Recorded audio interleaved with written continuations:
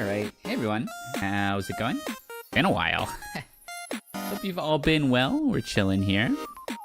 Okay. So, full disclosure, I'm still working on what I wanted to do today. The day got ahead of me, but we are still chilling. So you can watch me make some of this, I guess. Okay, so let's do... Hi, Koyo. Did I see you got Robin? I did not. Congratulations.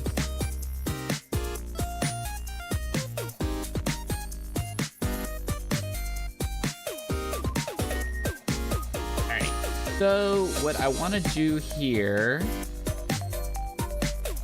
is as follows. Alright. So right now I'm making all the images for the tier list. But I'm going to make a tier list for this season of GA. Merlin. So just don't mind my sloppiness here. Orb of Regret reporting for duty. You weren't Orb of Regret. Don't worry. Oh, thank you for the resub, Suzu and Razor. Welcome back to the tournament staff for 46 and 13 months, respectively. I appreciate it. Thank you, thank you.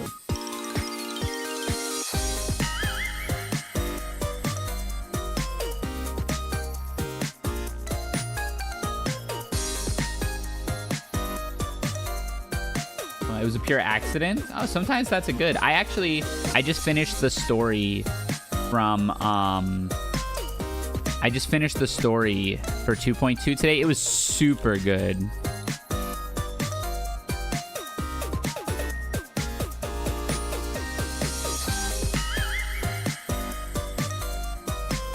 I was actually quite impressed with how good it was. It was super good. Okay, let me see what I have really quick.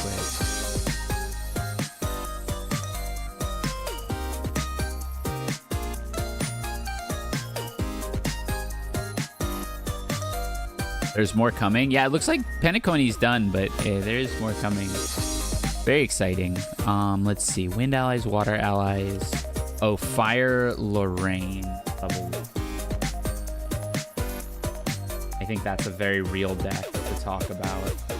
Oh, and Fire Xander as well.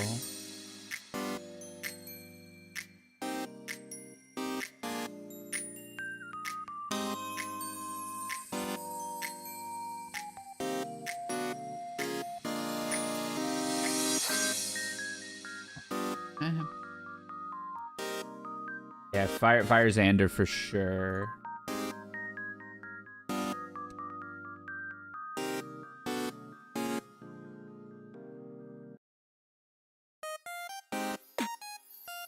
And I'll probably talk about some fringe decks, too.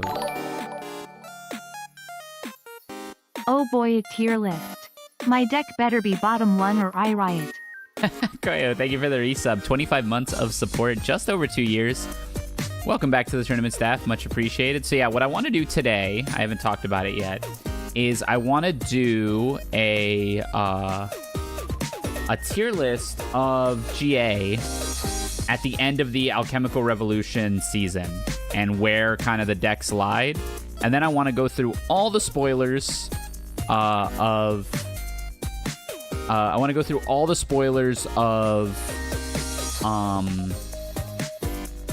MRC and see where they fall into it.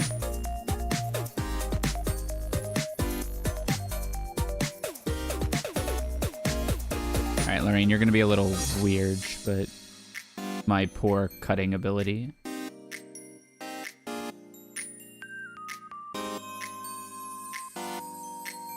This is a real deck. Oh, Erupting. Erupting, of course. Trying to think what else I ran into frequently that that would fall into a tier list right now, because I really don't want to talk about too many bad decks. Did Water have another deck? You could talk about like Water Merlin. Yeah, the picture's just Erupting, girl, because that puts the point home. So we got Fire Merlin. I got Erupting, Fire Diana, Fire Merlin, Fire Rye, Fiza, Serene, Fire Diana, Serene Luxem, Water Allies, Wind Allies, and Wind Crux Merlin. I think that's probably the landscape of the format. Trying to think who else there's... Yeah, I'm going to talk about Water Allies as one unit and kind of what makes them different. Because you've got, like... Oh, Fire Lorraine. Fire Lorraine, I think, is the last one. Did I already make Fire Lorraine? No, I didn't save it. Okay.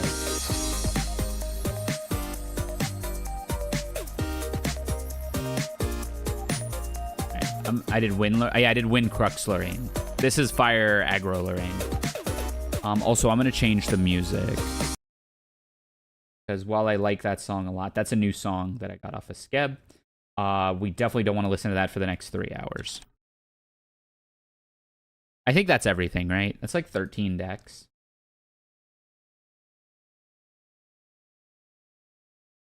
Okay. This on the classic. Okay. So now Serene Rye, Fire Tony. Yeah, we'll end on that because that's probably the line. Because honestly, I don't even know if I want to put that, but that is a real deck.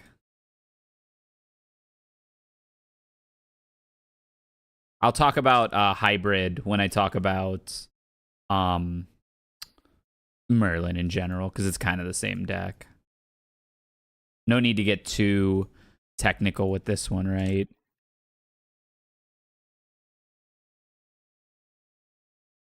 Lord Jimmy. All right, let me do this so that I can get the right monitor up. This should be sufficient. If I forgot something, I forgot something. Okay, so let's do this. Ludwig ranks every YouTuber a bad idea. Okay, how do we do this? Grand Archive, ALC, tier list. Make your own template. We can make it public. Why not? Like template, cover photo, upload a set of images. Perfect.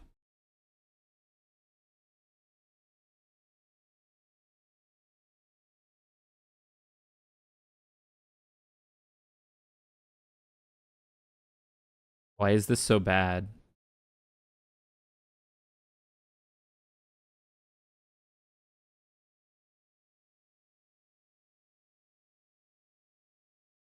USAA, yeah. Wait, oh no, my brains got crossed. You said stream, and so instead of season, I typed stream. Select template cover photo. Do we need one?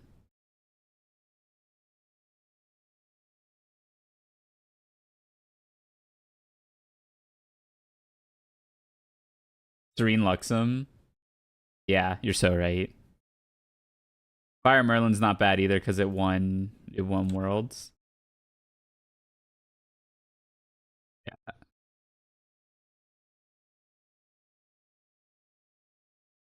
I just upload them all. Perfect. Look at how much fire is in this.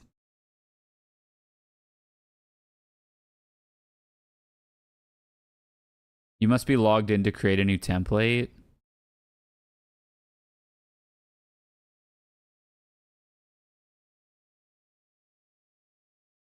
Hi, Shira. How's it going?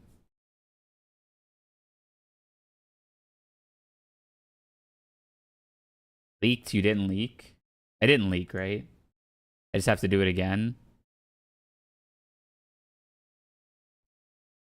Good.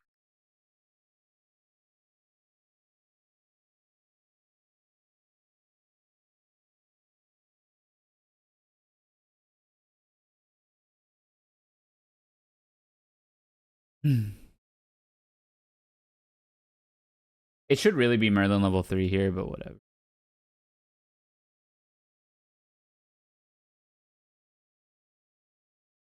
Okay, perfect. So to talk about ALC season, I got to play a lot in ALC season. I played Fire Luxem Xander, and really just talking about these, I would call the competitive decks, the decks that you can bring to an event and play in ALC season. I'm also going to go through the Mercurial Hearts spoilers that came out. We're going to talk about those. And basically with those, I'm going to talk about how do they fit into each of these decks. And as such, you know, do these decks get better with them? I'll also talk about new decks that the MRC cards might bring about. But as I look at them, I don't see a ton of new decks that are going to come out. I think it's largely going to be boosts to current decks. And then maybe like 1 or 2 new decks might arise. Maybe like 3 or 4. But definitely going to see some interesting stuff next set. Okay. So I think the best decks in the format were Serene Fire Xander, Serene Fire Luxem Xander, Fire Merlin. And they probably stand alone at top tier. I think their matchup spread was just so good in the season. So they both are just so solid. Luxem Xander had basically 0 bad matchups. Fire Lorraine was a bad matchup. But even then, like, you had basically 0 bad matchups, and you could draw out of everything. And yeah, like, Merlin has struggles against Diana a little bit. Luxem Xander struggles against Diana a little bit. But Luxem Xander can sideboard into water, and that's pretty big. And then Merlin can just kill Diana in response to the Creeping Torment triggers, which definitely happens a lot. So yeah, I think I would put Merlin as a top tier deck, pretty much based on matchup spread, because in absolute power, I don't think she's like top tier. She's just so versatile with what she does that I think it'd be foolish not to put her in top tier. And she did just win Worlds, so there's that. Easier to counterpick for sure, but definitely not like easy to just beat. Merlin always has skin in the game. And then Xander was just totally imba last set. I don't even know how you deal with this last set. Like, some decks deal with it, but Xander's average draw beat most decks like good draws. So yeah, I would probably put it like that. I do think I would put Xander as the best deck in the format. A tier is going to have a lot of contenders. So I think in A tier, you have Water Allies and Wind Allies for sure. I think Water Allies is better. Water Allies can be run with any leader, really. You can run Water Allies with Tenoris to be tankier and to have some of the cards like Heavy Swing. I think Water Allies is worse, but beats Wind Allies. Maybe. I think Water Allies, particularly the Xander variant last set, is really, really strong. You could run it with Xander, as mentioned. You get access to Poison Dagger, as well as more preparation counters for Korhazi Trapper, and some other neat little tricks like that. You can run it as Diana, get access to guns, and have like a longer range of game. But Water Allies' weakness is that it doesn't really have a whole lot of acceleration. So you're kind of left to just use the cards you drew and hope that it gets you. And there's not a ton of explosive Water Allies draws. Like, yeah, it's allies, so you can go like Gildas and stuff and kill people pretty fast. But Wind Allies definitely has the edge there. I think they're both pretty close. Wind Allies, I think, has fewer options for leaders. I think Wind Allies, as of ALC, kind of had to be Lorraine or Tenoris. Some people ran Diana in it. I don't think that was really right. I don't think you could use Xander in it at all. I think you were basically like 90% of the time you were Tenoris, and then like 10% of the time you were Lorraine. And the reason I don't think you were Lorraine as often in Wind Allies was because this Wind Crux Lorraine deck existed. And I would probably put this here as well. It's very strong. It's like one of the best mid-range decks in the game. Kind of does a little bit of everything. You can level up into level 3 Lorraine. You can stay level 2 Lorraine and play kind of like Wind Allies and just try to beat up with Banner Knights. You can get a ton of card advantage with like Ghost of Pendragon. You can run the late game in that way. This deck, I've played this deck quite a bit. It's as it and against it, and it always has game. It's a lot like Fire Merlin, but it just doesn't have that inevitability out the top end. This is a deck that you can eventually drain out of resources. It's hard, but you can. Merlin, you just can't. She has inevitability. I do think Wind Allies is better, for sure. I think also joining these decks in A tier is probably Fire Aggro Xander. This deck is super strong as well. This deck's main weakness is just volatility. It loses to itself sometimes if you don't get there, or you you just kind of brick, I guess. This deck's subject to bricking.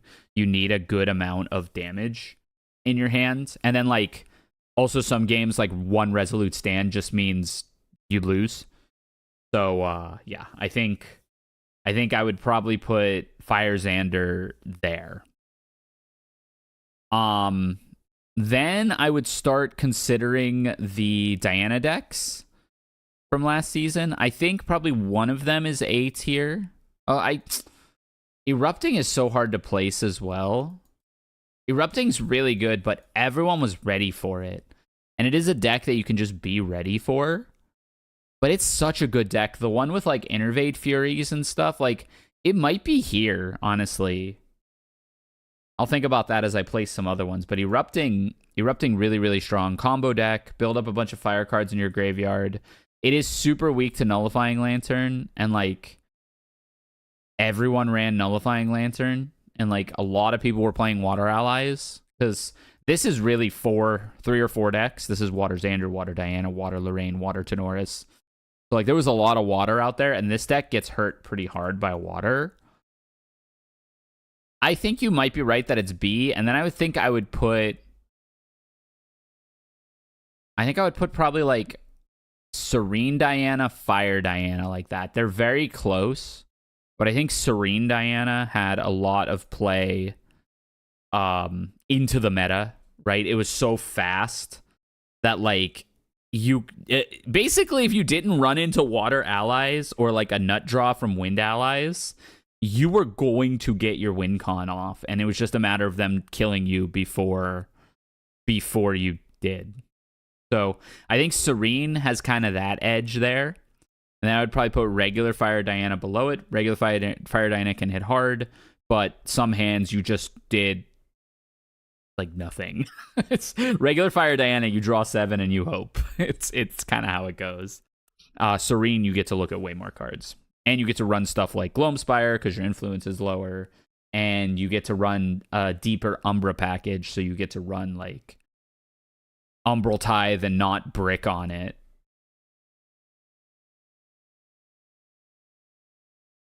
Hex Chaser too. Hex Chaser is so bricky in regular Diana.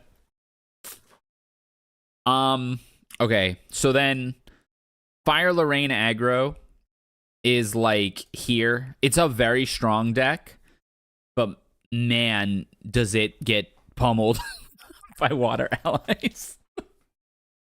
I think even Merlin kind of beats up on this deck. This deck obliterates Luxem Xander. And I know we saw at Worlds that didn't happen, but it does, trust.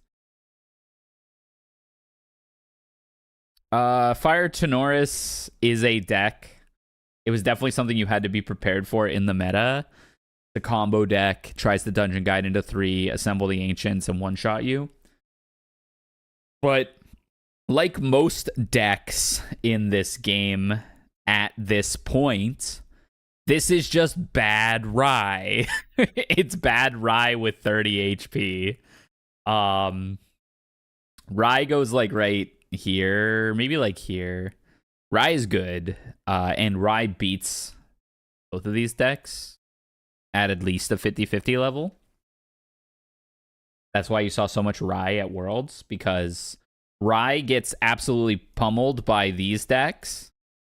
This. Ooh, excuse me. Like, Rye loses to everything else in this row, but it beats these two sometimes. Like, it's at least 50-50. Yeah, like, you have to run, like, 4 Peaceful, 4 Resolute in Rye. Doesn't feel great. Yeah, I think some people even sided Vanish or mained Vanish as well. But it's the only way Rye doesn't just get, like, obliterated by Wind Allies. Rye has no board clear at all. So I'd probably put us somewhere around here at the end of ALC season. Plus minus, like, 1 or 2 placings for each deck. I think if you told me Water Allies was top tier, I wouldn't disagree with you. If you told me Wind Allies was top tier, I wouldn't disagree with you.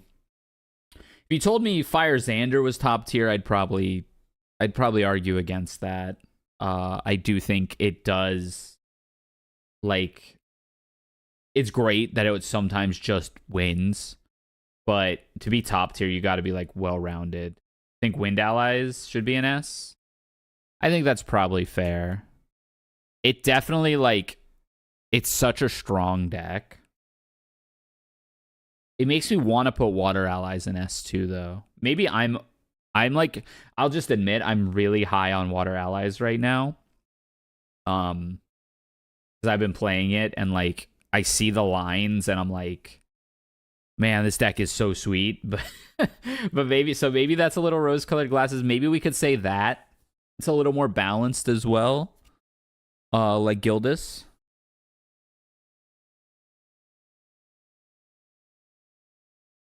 Sometimes your Trapper gets Focus Flames.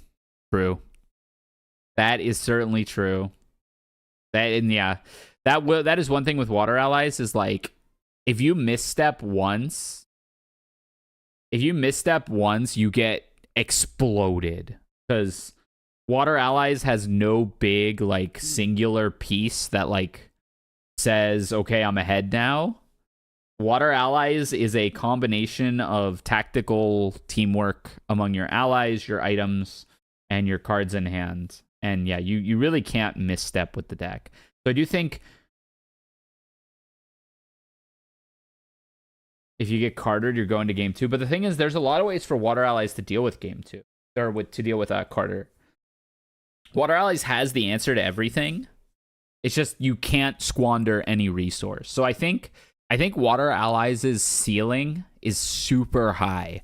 Like, Water Allies played perfectly is better than Wind Allies played perfectly in a lot of matchups. Again, assuming you don't just get a crappy draw. But Wind Allies putting cards down and turning them sideways is going to win. Yeah, 100%. Like, Water Allies also requires a deep understanding of the format, which makes me think I don't want to bring it to the MRC Regional. Because if I don't know the format, that deck becomes way harder to play. But when you know the format, and, like, when you're good with the deck, I do think this deck's ceiling is, like, here. Honestly. I think this deck's ceiling is, like, here, but the average, like, when you talk tier list, you also do want to talk, like, ease of use and stuff too, and that's where, like, Wind Allies really shines over Water Allies. Wind Allies is average game with, like, minimal, you know, concentration, I guess, for lack of a better word. You know, you don't have to be super careful all the time in Wind Allies. You can recover. I feel like Water Allies cannot recover if it falls behind, but played properly, it never falls behind. Like, kind of that way. Okay. Yeah, and that's why I like it so much. All right, so now I want to talk about the MRC spoilers. So unfortunately, there's not a great organized place for MRC spoilers.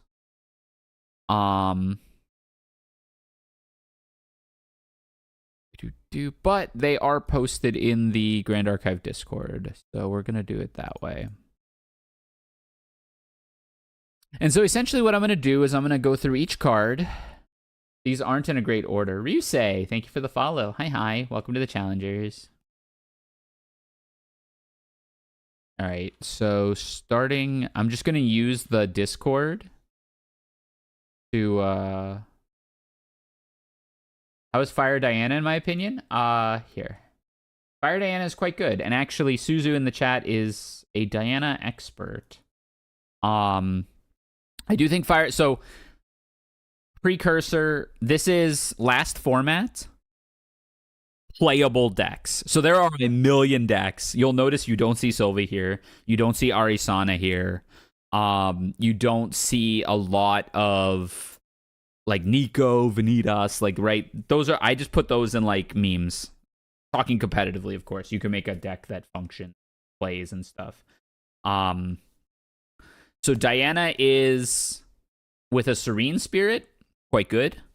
And with a Fire Spirit, still quite good. Again, very playable. Like any deck in this list, can beat any other deck in this list. Especially like with player skill and stuff taken into consideration. So Fire Diana is a good deck. It is not a top tier deck, but it's very playable. And it's a great place to start if you are just getting started with the game. Because what Fire Diana is trying to do is very straightforward. So I think Fire Diana, I'm a fan of the deck. I wouldn't run her in any other color unless you want to run Water Allies with her. Started a few weeks ago? Heck yeah, I love seeing new people get into the game. Yeah. Water and Wind Umbra Diana are not real. That's a good way to put it. If you're trying to go to level 3, you pretty much have to be Fire. There is a Water Umbra, like, Hanma's list, right? But, like, I don't know. I would not recommend that to people. Not that it's a bad deck. It's just a little wonky. Yeah. Water Allies Diana versus Fire Diana, and if Fire Diana is better or not. So they're about the same, I would say. Water Allies Diana is a lot harder to play. So if you're just getting started. But if you played other card games, that's kind of a moot point. Yeah. And this is, of course, at the end of Alchemical season. So we have a new set coming out. And that's actually what I'm going to do. Is I'm going to go through all the cards. And I'm going to give them a ranking out of 5. But take that with a grain of salt. It's kind of memes. Okay, so, here's what I can do. I can momentarily show off. Or this is just the main Grand Archive. I can do it like this.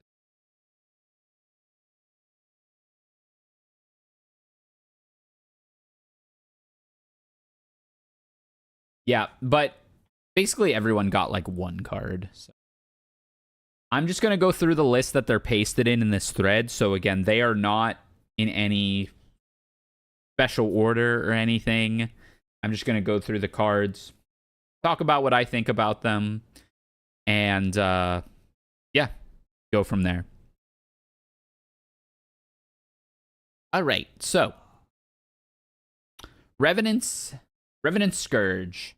So I guess before we talk about this card, we have to talk about Tristan. So Tristan is going to be in the next set, and Tristan is going to definitely be a deck.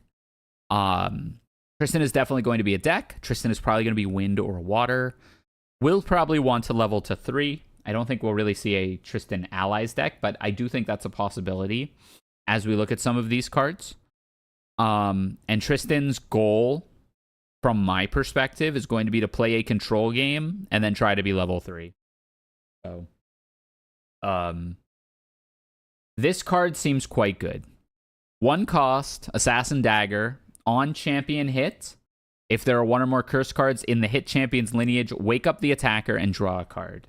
So this card reads insanely powerful. However, I don't think it's the easiest thing in the world for Tristan to get curses on her opponent. She has to run cards. She doesn't do it in her champion lineage. She has to run cards that put curses on the opponent. So this is going to be entirely dependent on how easy. Now, to be fair, there are 2 ways that are very easy to do it. 1, you can play Creeping Torment. You can just run Creeping Torment as a card. Like, that might be something Tristan does, is just run Creeping Torment.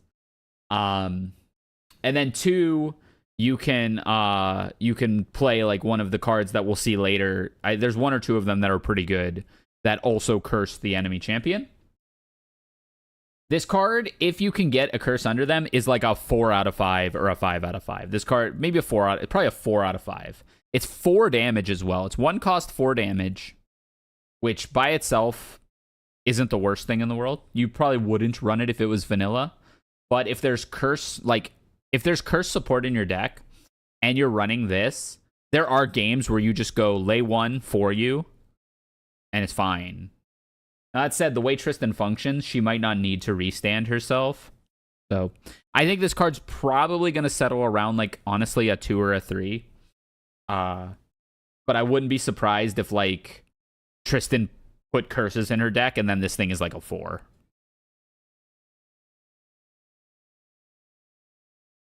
Okay, Penumbral Waltz. 0 cost, fast, assassin skill reaction. As an additional cost to activate this card, remove X preparation counters from your champion. Prevent the next X plus 3 damage that will be dealt to your champion this turn. And if X is 3 or greater, summon 2 Ominous Shadow tokens. I see the Ominous Shadow token is mentioned. Let's look at that really quick. So this is Tristan's gimmick, I guess is the best way to put it. 3 cost, 1/4. You never play it though. It just has a cost so that it doesn't get blown up by random stuff. It is unblockable. This unit's attacks can't be intercepted and ignores taunt. If damage would be dealt to Ominous Shadow, prevent 3 of that damage. And Ominous Shadow may only declare attacks against units your champion has dealt damage to this turn. So they can't just attack. And they're tokens that you get, but your champion has to attack. So you need ways for your champion to attack. And yeah, they're very hard to kill. They're essentially 1/7s. So Penumbral Waltz, kind of like Tristan's Power Overwhelming. You have to remove X preparation counters. Preparation counters are either, again, I haven't played with the deck. You're either going to have 500,000 of them or 0 of them. It's either going to be really, really easy to get a bunch of prep counters, or it's going to be super hard to get prep counters. I actually haven't figured out which is which. I don't think this card's terribly good. I think 0 mana, remove 3 prep counters, summon 2 Ominous Shadows is probably decent. I think this card, though, is like a 2. Well, it's 0 mana, prevent 3 damage. It's like a deflecting edge, but it has to be dealt to your champion. I don't think this card's very good. It's okay. We might see it in the side deck against decks that want to rush her down, and she doesn't really have to spend the prep counters. Summoning 2 Ominous Shadows may or may not be good. I'm not sure yet. This card does not wow me in the way, because like each prep counter only prevents like 1 more damage. So like remove 3 prep counters, prevent 6 damage, summon 2 Ominous Shadows is quite good, but I don't know. It seems a little distracted, I guess. Yeah, I think, and 3 prep is very expensive, by the way, like as I understand it. Ominous Shadow we already talked about. Curse Amplification. All right. So this is the card that Diana might or might not be running next set. 6 cost Umbra Fast Ranger skill. If you are Diana, it only costs 3. Yeah, the card looks amazing, by the way. If you are Diana, the card only costs 3. If your champion has 20 or more damage counters on them, recover 4. And then for the rest of the game, curse cards in lineages have inherited effect. At the beginning of your recollection phase, deal 1 unpreventable damage to this object. Notably, this affects future curses. So you just have to play this at some point. And all of your curses currently live and that will be placed will have this effect. And that way they can't get around by not drawing. I think this card definitely has legs. That said, though, it's not free. It costs 3. 3 mana, recover 4 is not great. Fast Cure exists. Yeah. Oh, it certainly does have legs. Keck. But I don't know. I'm like, this is probably a 2 or 3. Because if Diana is putting curses on you, she can do way more than this card needs. Like, you don't need this card. If Diana's problem, yeah, it's like a 3. Diana needs to put curses on you to win, and if she's putting curses on you, chances are she's winning. She doesn't really need help. She doesn't really need help putting curses on you. Now, I would say if this always recovered 4, it's a lot more playable. Yeah, I don't think you... I think that's exactly right, Rysair. You don't have time to play this card. If it always recovered 4, it'd be broken? Yeah, probably. Like, but yeah, I mean, that's the fine line. Like, that's why I put it at like a 3. Because, like, sometimes it'll heal you. Again, I'm just going to call it Diana only. There's no way Tristan's playing this card for 6. And... yeah, if they have curse... Now, if there are other curses that were, like, not win conditions, like, random little, like, whatever curses, like, random curses that do, like, annoying things that aren't, like, creeping torments, that aren't your win conditions, this card gets a lot better. But as it stands, if you're putting creeping... if you get 2 creeping torments on your opponent as Diana... you're probably in a position to win the game. You don't need extra damage to come off of them. And so what this will end up being in a lot of games is 3 energy, deal 2 or 3 damage, because it'll ping on their next turn, and then you can like make them draw and deal extra damage. Maybe if you have time for this, but probably not fire. It's hard to say. I could see this as a 1 of. I could see this as a 1 of index. That's it without the CSR art. Liquid Amnesia. Okay, Wind. Wind is kind of nuts this set, by the way. I think Wind is the big winner of this set. Liquid Amnesia. 2 cost, Cleric Potion. You can brew it with 1 Blight Root. If you are a cleric at the beginning of your recollection phase, put an age counter on this. Sacrifice it. For every 3 age counters on it, banish a card of random target player's memory. This card is okay. It's like a 3. You play it early. At the beginning of your recollection phase, put an H counter on it. So, yeah, you just play it and wait. And yeah, I guess that's a good point. You can like cut their memory later in the game. But for it to rip 2 cards, it needs to sit around for 6 turns. I think this is never really ripping more than like 2 cards. Especially because you're Wind Arisana, not Water Arisana. Maybe though. This is not a bad card. I think it's like a 3.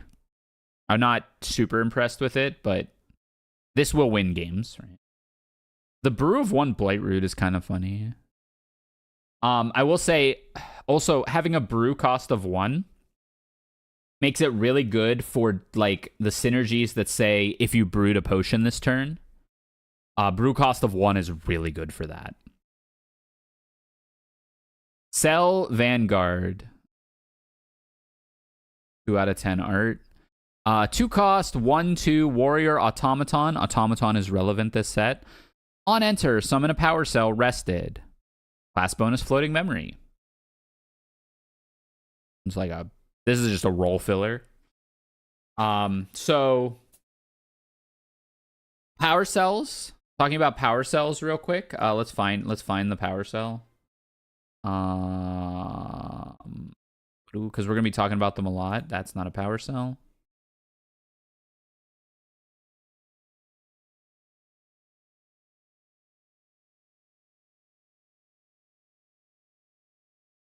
Not a power cell.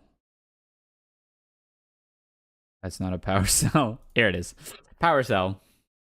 Okay, so power cells are tokens that get summoned, usually rested. You have to pay 1 and rest it. Target automaton ally gets +2 power until end of turn. Very strong. A lot of cards also care about having power cells out. Very strong card. Very good. There's going to be an automaton aggro deck. So this card will see play in the automaton aggro deck. but does that make it a like good card? Not really. This is like a 2 out of 5. It's good, right? If you're a warrior, right? So Wind allies Lorraine, Wind Automaton allies Lorraine will almost definitely be a deck. Yeah, I mean, notably is an Automaton as well. Gets that Power Cell token. Now you have to run this in Lorraine. Yeah. So like in the Power Cell deck, this gets run, but again, it's a medium card. Limited All-Star. Crusty Patrol. 5 mana, 1/4 Guardian Human with Foster, the worst mechanic on Earth. On Foster, put a buff counter on him. As long as he is fostered, he has Steadfast. This card sucks. Holy crap. This card blows. No class bonus, so notably can be run in anything. So it would be, yeah, this is like a 1 out of 5.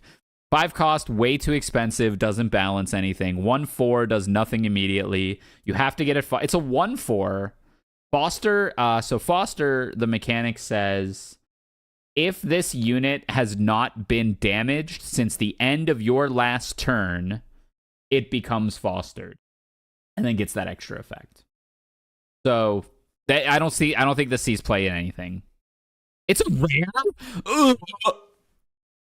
Bro, it's a rare. Oh, cringe. It takes up a slot in your pack.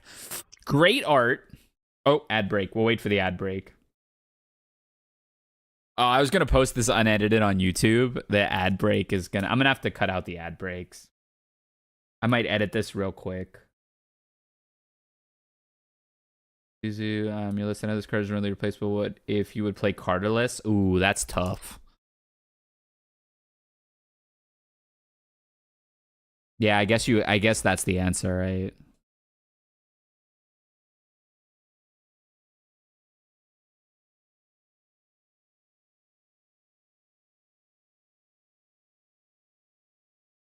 There's a card in this set that you could run instead of Carter, probably, too.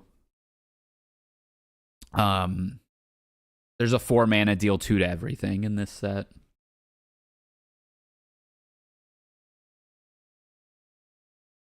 Which is a card I want to talk about a lot.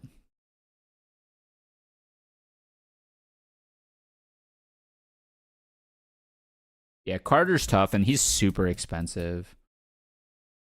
Hopefully, if they make ALC Alter Edition, he becomes easier to get.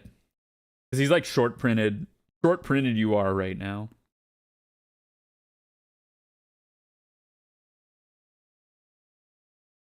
Yeah, that's brutal. We pulled all of ours? Maybe all but one of ours?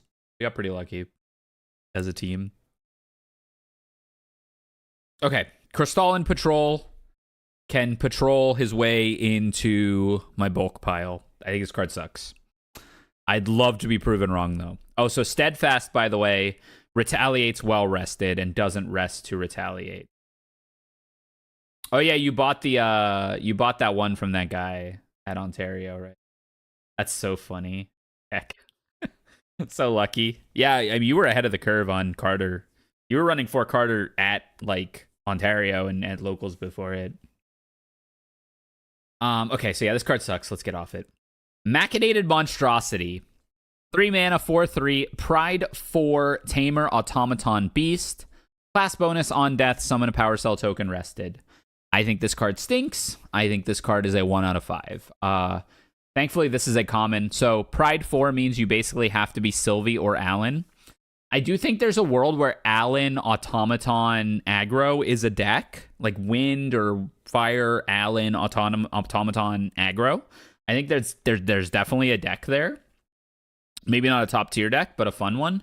This would probably go in that as like 1 or 2 of. Yeah, Alan, Gundam Alan, right? Like they're actually doing Gundam Alan. But yeah, this is what he would see playing Alan, and that's about it. Cool card, it's common. It's a 1 out of 5. Favorable Winds is a reprint. This was in the last set. Favorable Winds is a good card. This is like a 3 out of 5 roll filler for Floating Memory. And sometimes this effect is relevant, too. Revenant Scourge. What? Oh, okay, it looped back around. Okay, got it. We're in the next set now.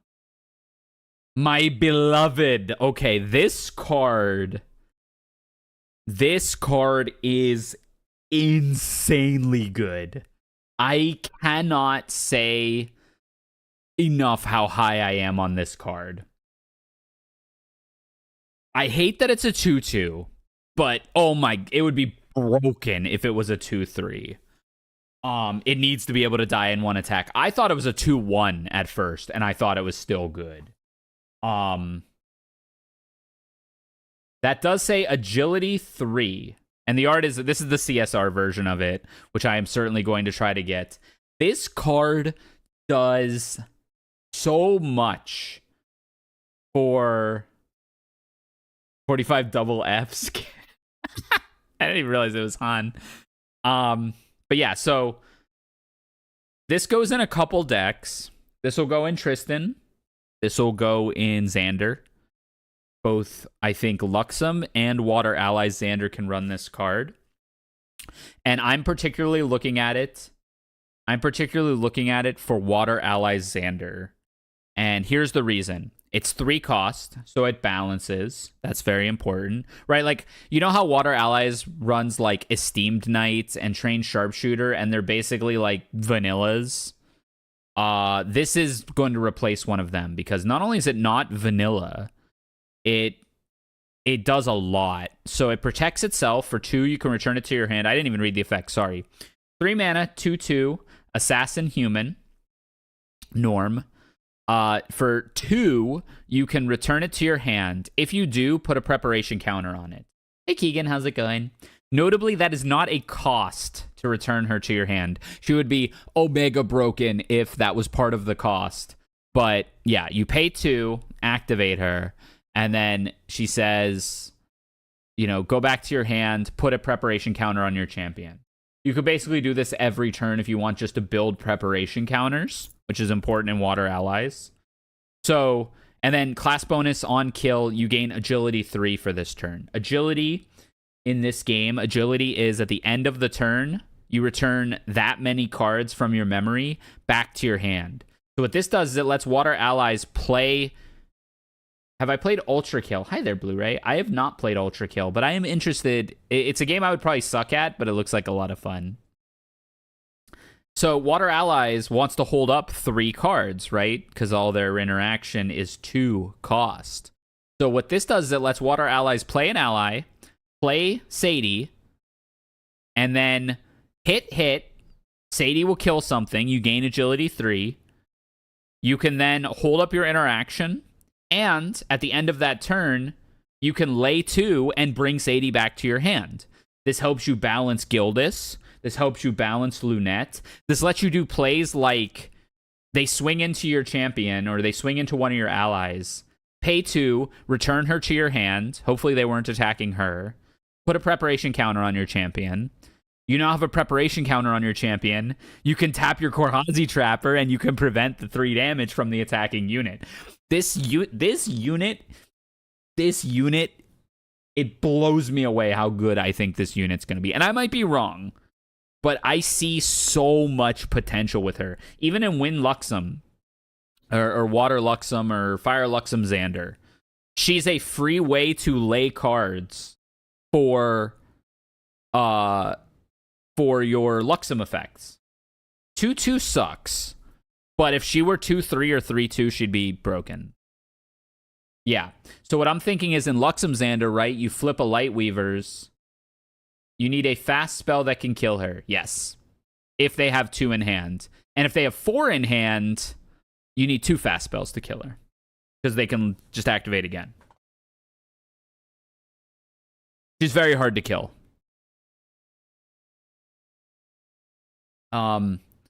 And so I'm thinking in Luxem Xander, you have the option to flip Lightweavers, deal 2 to something, deal 2 to like a 2/3, and then play her, kill it, gain agility 3, you get her cost back to hand for killing the thing, and then you go from there. You don't like her giant claw hands? I think that's the best part. I want 4 CSRs of this card, honestly. Like, I'm so high on this card, it's not even. And like, I could be, like I said, I could be totally wrong, but I'm so high on this card. This is the card that I am looking forward to most. Retold Fortune, 2 cost, fast, mage skill. Skill, unfortunate. Discard up to 1 spell card if you do draw a card. If you are level 2 or higher, floating memory. This card sucks. This card really sucks. Holy crap.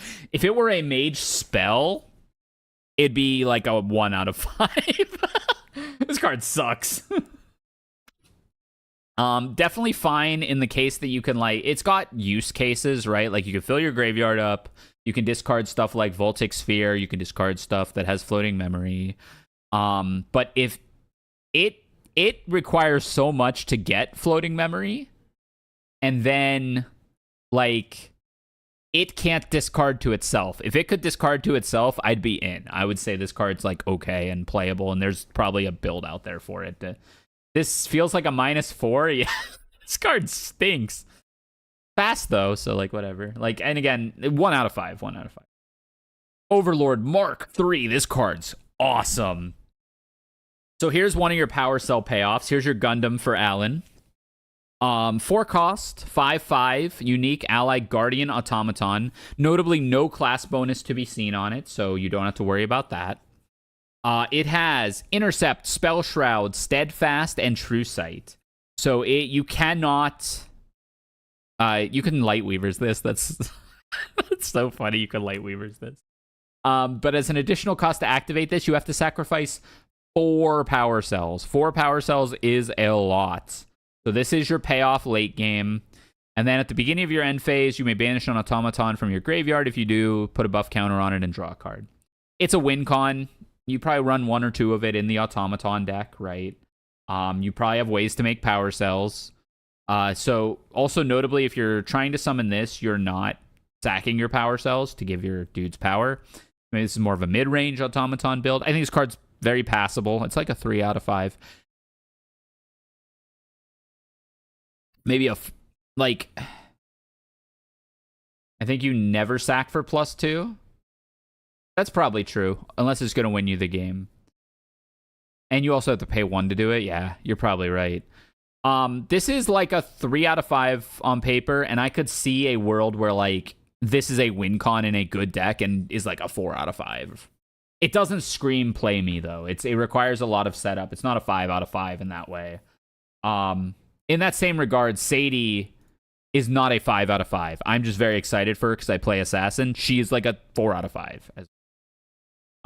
Just like this guy, I think. Yeah, like Alan's gonna run this probably. Yeah, if you're a power cell mid-rangey control deck, I could even see a world where, like, you run some kind of like Water Merlin or Water Rye that runs automatons and just uses like mage cards to stall the game and builds power cells slowly, and then suddenly you have a Gundam. Interestingly, it has Intercept and Steadfast. It can't intercept well rested. But it can retaliate well rested. So you could, like, intercept, retaliate, and then if they try to finish it off, retaliating. Spell Shroud, if this didn't have Spell Shroud, I would call it unplayable. But with Spell Shroud, it is actually kind of hard to kill. Okay, these are really good too. So these are the Gundam suits. There's 2 of them. They're both pretty good. So 3 cost, Atmos Armor type Hermes. Unique ally Guardian Automaton. 2/2 for 3. As an additional cost to activate this card, sacrifice a power cell. It has Spell Shroud, and if you are level 1 or higher, your other automatons get +1 attack. It's a Banner Knight. It's a Banner Knight with a lot more payoff that comes out a little earlier. This is very good. I wouldn't call this a 4 out of 5. It's not a slam dunk. Definitely not a 5 out of 5. It's like a 3.5. Like, very good in the automaton deck, right? You're running probably 4 of this. It is unique. It is unique, which means you can't have 2 out at once. But because you have to sacrifice a power cell, you probably won't have 2 out at once anyways. Yeah, I don't love it, but I mean, it's part of the glue that puts the automaton deck together. The real question is who commands the automatons. It's going to be maybe Lorraine, maybe Alan, maybe Tenoris. Could be almost anybody. So I think the real question for like automaton allies is going to be who is the leader of them. Here it is in non-CSR. I think it's Tony. I think you're probably right. Steel Slug. 1 cost, renewable, Ranger Bullet with 3 attack. You can load it into a gun. This is bad. Yeah, this card stinks. You're paying 1 memory cost for 1 damage here. Because Plated Bullet does exactly this, but it costs 0. It just does damage, right? Plated Bullet is renewable, it costs 0, and it does 2 damage. So you're paying 1 memory to deal plus 1 damage. Not worth it, in my opinion. 1 out of 5. Convoking Slime. The Neo Slime. So all of the slimes are playable in exclusively Sylvie, basically. This is technically... Oh, no. Yeah, I would say this is technically playable in Tenoris, and technically it is, but you wouldn't because they put a lot... They put a lot behind the slimes to make sure only Sylvie can run them. There's usually Pride and class bonus on them. So it's 3 costs, 2/2, Pride 3, which doesn't matter because, again, you can really only play this if you are level 3. I guess you could get your level reduced, and that would stop this from attacking. Class bonus at the beginning of your recollection phase, summon a copy of this rested. The copy of this will have this effect. So if you don't kill this immediately... you will be now facing 2 of them, each of which will summon a copy of itself if you do not deal with it immediately. Very strong win condition, and as Suzu said, you want to build around it. It's like a 3 out of 5. It's very good. It's not going in every Sylvie deck. It will be some Sylvie decks' win condition.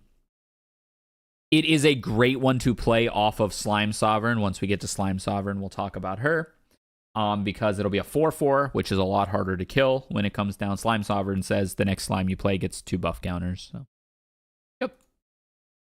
Spirited Falconer. Tamer Human. 2 cost, 1/1 Tamer Human. Class bonus, fast activation.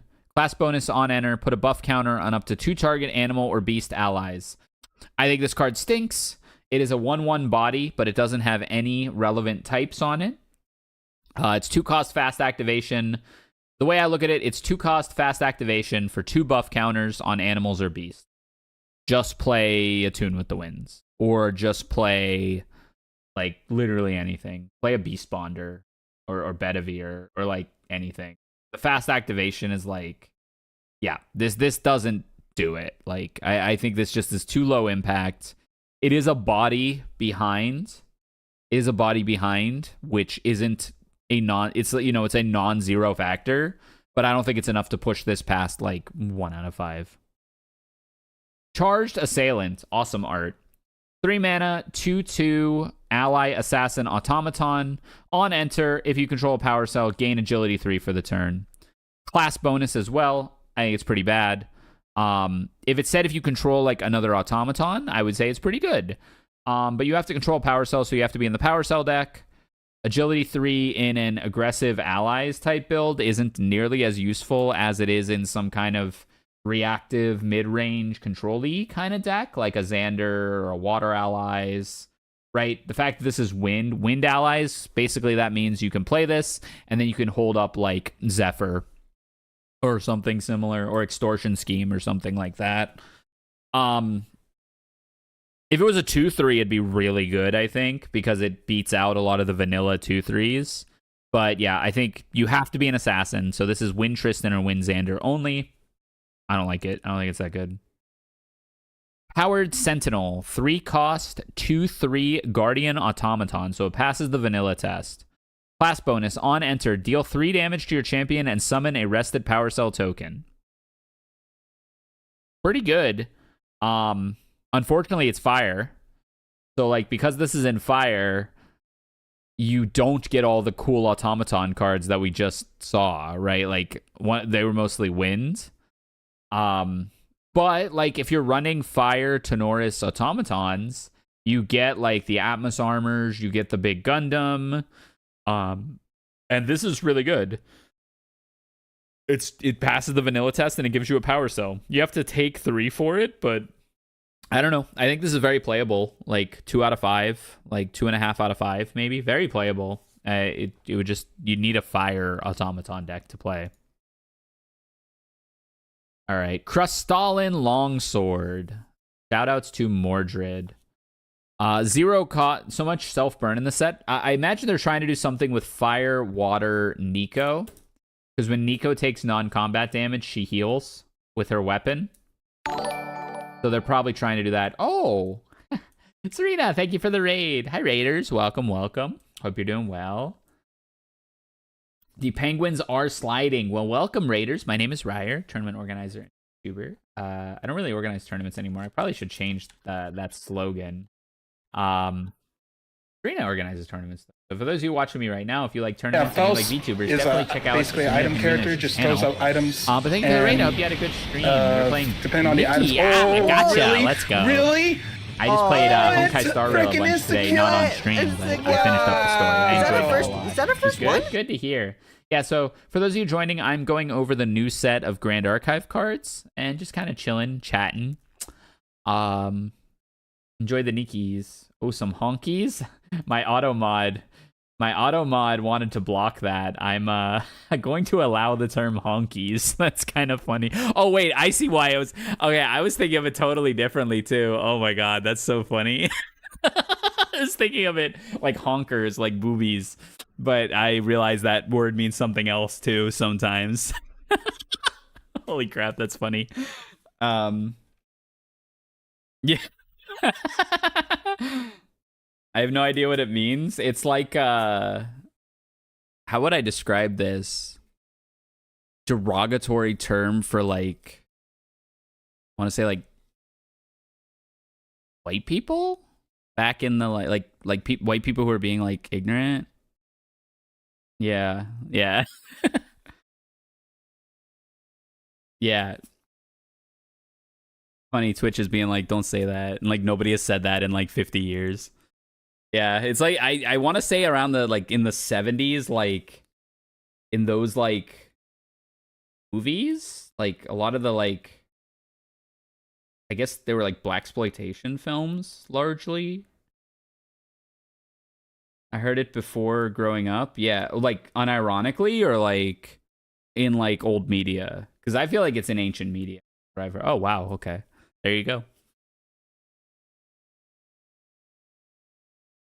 There you go. There's your lesson for today. Well, I'm going to allow it when used to describe Honkai Star Rail or boobies. I will take it for either of them. All right, Crystalline Longsword. Regalia Weapon Warrior Sword, cost 0. That's not very say-so of you. A say-so streamer. Did I finish the story? I did. It was super good. Yeah, I won't talk spoilers because I know some people probably haven't gotten a chance to do it yet. It was very good. I really liked the part with Misha. I thought that was super cute and like had a cool twist. And then the boss battle was awesome. Very, very, very much impressed with what they did in Benaconi so far. I don't like Firefly or Robin, but I did enjoy the story. I don't dislike them either. I'm just neutral on them.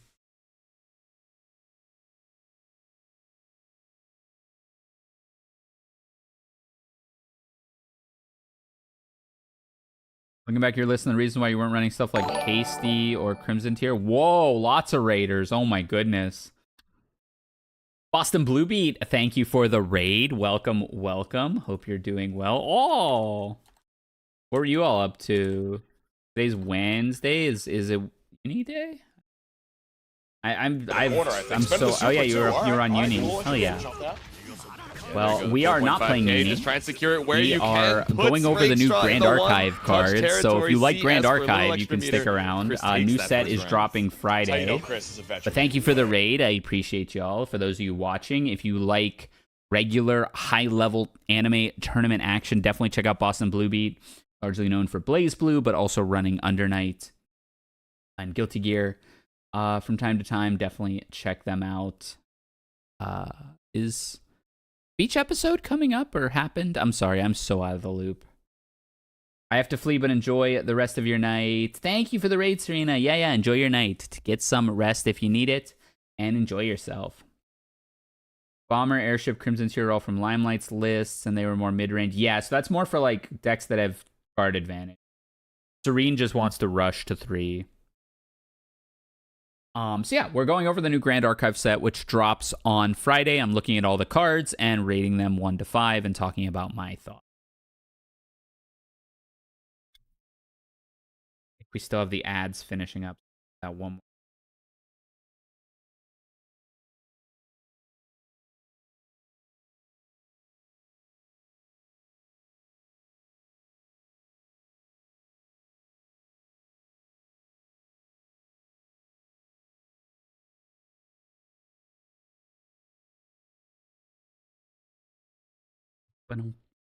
Okay. Crystalline Longsword, 0 cost, Regalia Weapon, Warrior Sword. 1, 2. As long as you have 4 or more water element cards in your graveyard, Crystalline Longsword gets +1. That's really good.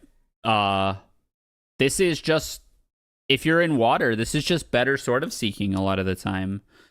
Or better Bulwark Sword. Like, you could cut one of those. You could materialize this with Lorraine if you're water Lorraine allies. This is quite good. This is like a 3 out of 5, 4 out of 5. You're not always going to play this instead of Sword of Seeking. Especially because, like, I feel like Lorraine is mostly not water right now. But water allies, Lorraine does exist and would definitely run this. And yeah, you get, like, incidental upside later in the game. Definitely good. Water Mordred loves this, huh? Yeah, seems decent. Honestly, actually, oh yeah, it's Warrior. So, like, this is the same as Sword of Seeking in, like, Water Allies Xander or Water Allies Tony. Tristan, Underhanded. Okay, so we can talk about Tristan's line. Tristan looks really good. I don't think she will, like, overtake the meta in the way that, like... Well, I guess nobody has. When you look at ALC, nobody in ALC overtook the meta either. Diana made a presence, but, like, if we go back to my tier list... the top tier is like DOA champs until Diana, like middle of A. So, like, yeah, I guess Diana made a presence, but didn't really overtake the meta. I think Tristan will be similar. I think she's going to be very good, very playable. I don't think Tristan will be the best deck in the format, but I do think she'll have a lot of play. I also think she'll be hard to play. She has a lot. So, like, if we look at her level 1. Normal level 1, 19 HP. On enter, you may put a preparation counter on her. If you don't, gain agility 3 for this turn. Agility 3 says, return 3 cards from your memory to your hand at the beginning of your end phase. Very good effect. I played against this a little bit yesterday. One of my buddies who was at Worlds came through, had the deck, because you could get it at Worlds. Oh yeah, I think I might have told him that. But this card's very good. I hate, though... So what I hate is... What I hate is you can't get both. So Xander gets a preparation counter and a glimpse 2 on his enter.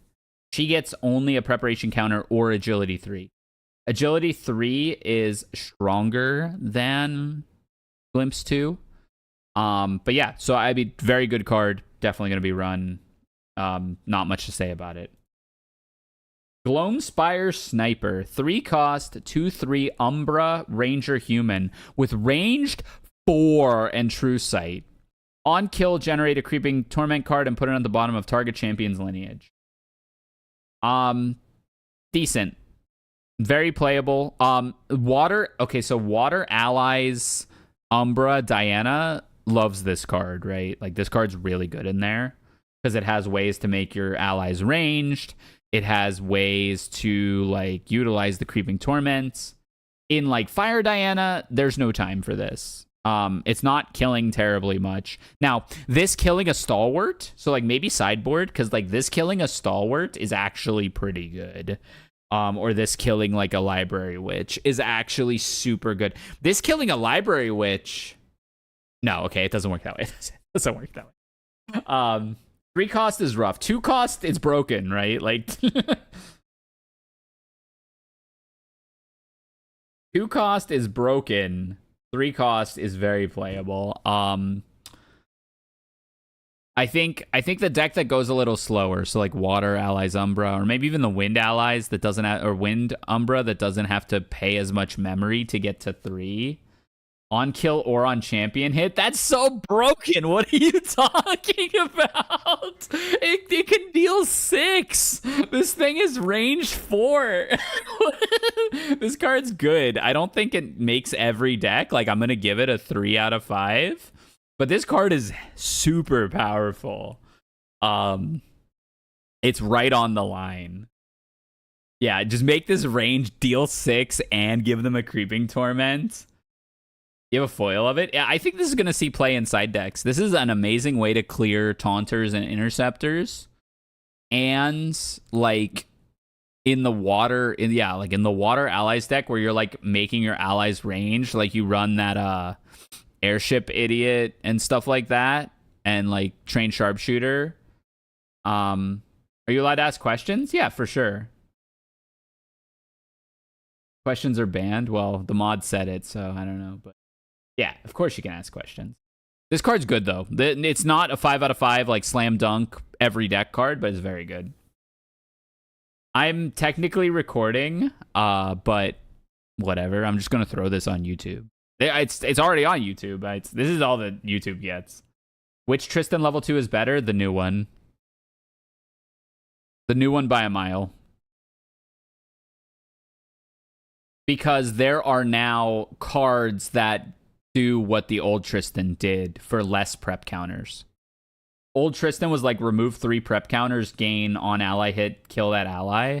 There's cards that are like remove 1 prep counter, get that effect, and draw a card now. So the new Tristan that just draws you cards is better.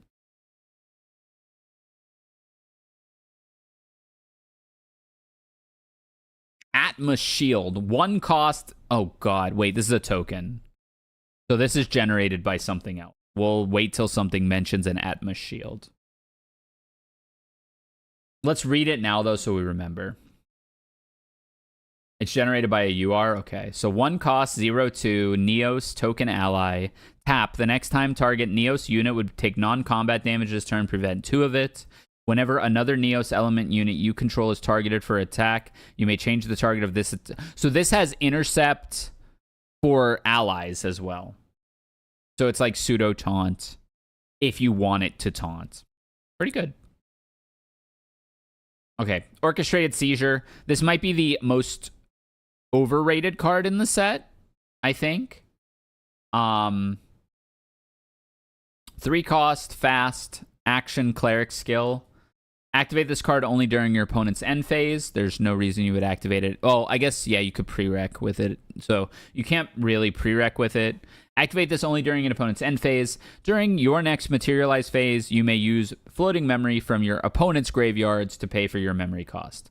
This reads insanely powerful, right? Like, this effect is insanely powerful. This is the easiest card in the world to play around. I don't think there's any deck in the game that can't play around this card.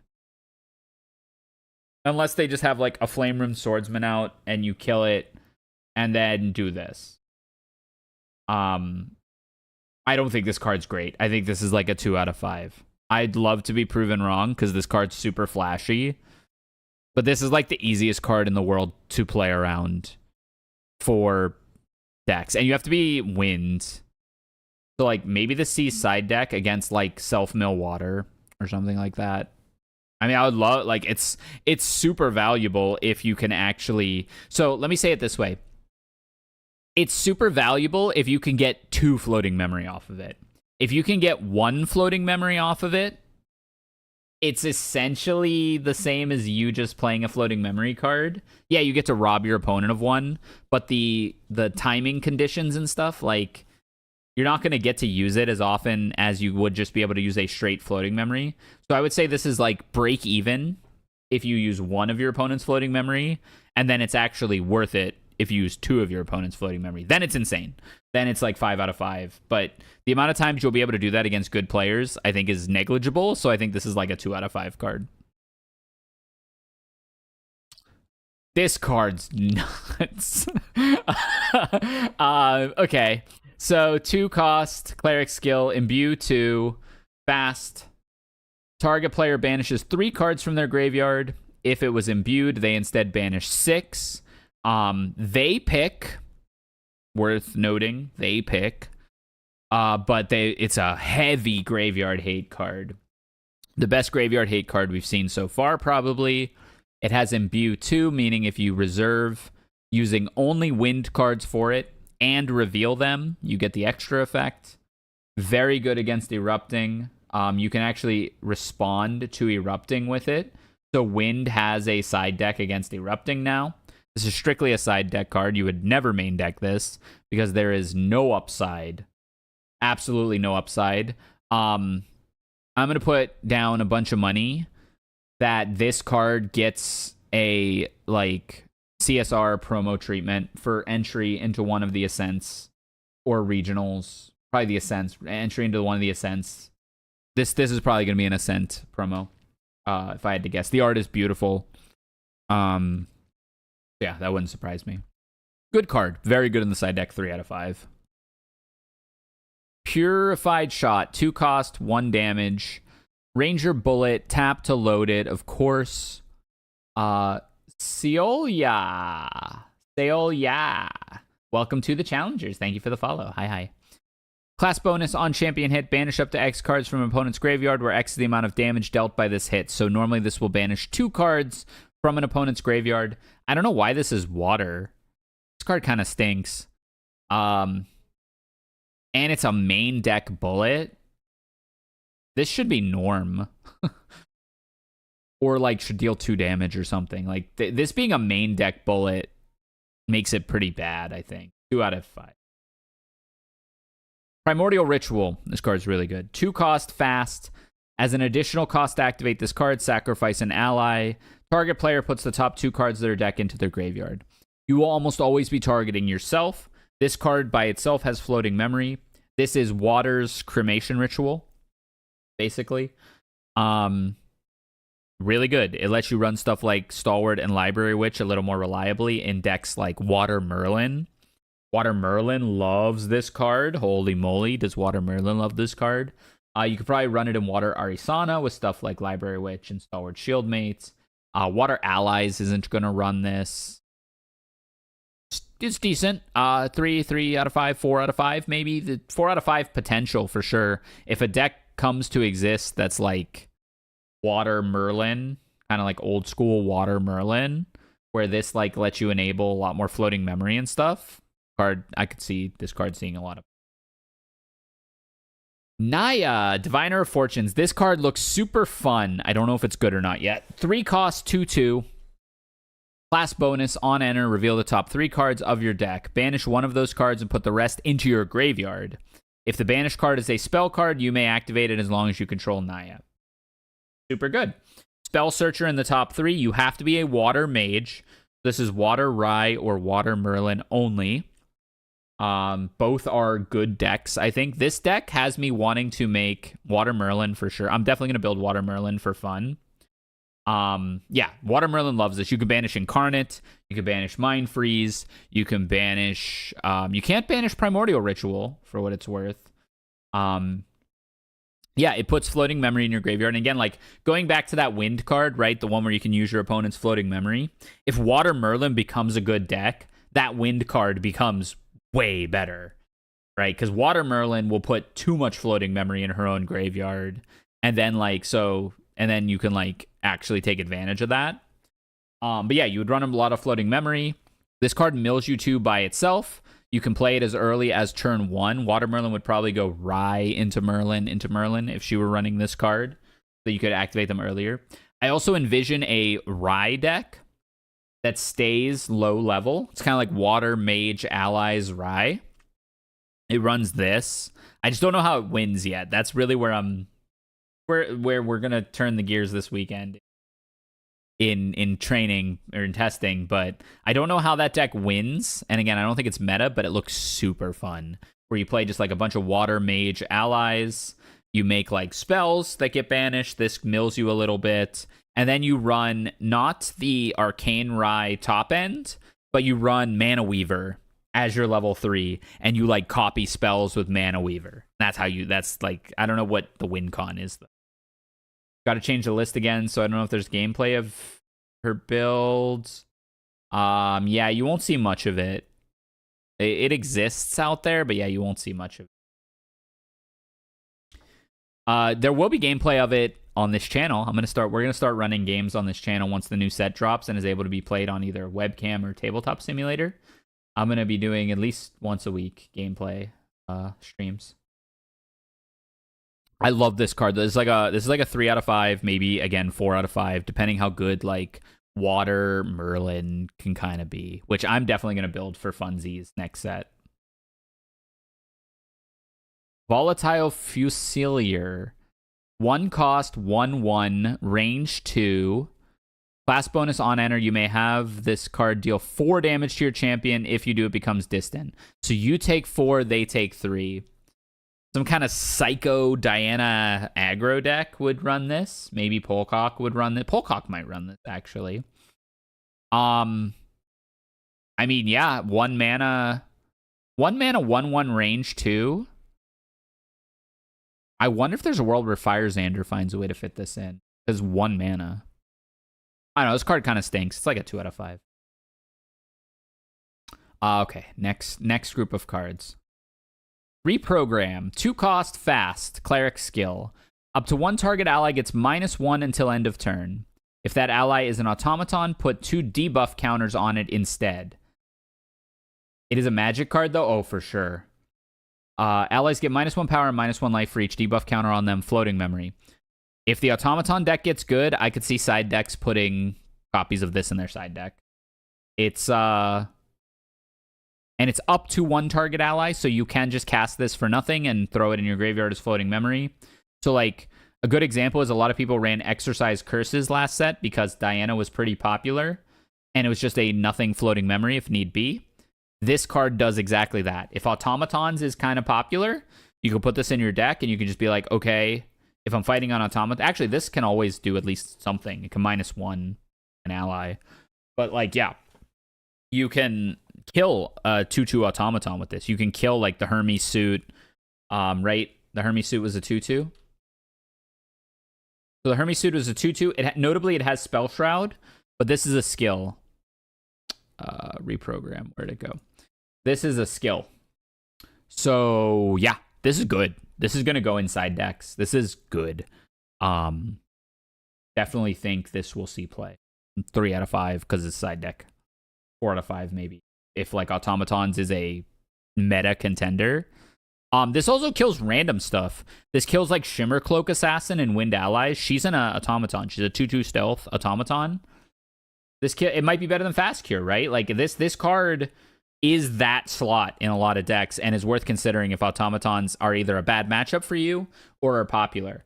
The Fast Cure, Exercise Curses, like random floating memory slot that people play, this absolutely can go in that slot. This card's way better than it looks. Shadow's Claw. Okay, this is one of Tristan's like win cons. Another ultra rare, of course. As long as you have 4 or more prep counters on your champion, you may activate this card from your material deck. Notably, you don't pay anything to do that. You just have to have 4 prep counters, and you can activate it. Also worth noting, it is an activation at that point, much like Scepter, so it can be frostbinded or responded to. Something to keep in mind. Fantasia allies you control can attack using this weapon. When they do, put a durability counter on it. So the TLDR of that is all of your Shadow clones, your Fantasia allies, can also attack with this when you attack with it. Remember, you have to attack somebody for your Shadow clones to be able to attack them. Unless Unless it's at 1 durability. Yes. So once it's down to 1 durability, you will have to use it first again, because you have to hit them before your Fantasia, your what are they called? Oh my god.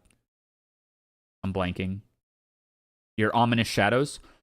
So notably, you have to attack first, so you will tick down one of its durabilities. Then all of your Shadow Clones can attack with it for free, because they will all tick it down. But once it's at 2, so I guess that's interesting. When it's at 2, you have to attack with it. It'll go down to 1, and then they can't attack with it, right? Or does state-based actions kind of get around that? Because the whole effect resolves before. They can, okay. Yeah, so yeah, I thought that was a possibility. But when it's at 1, you can't attack with it.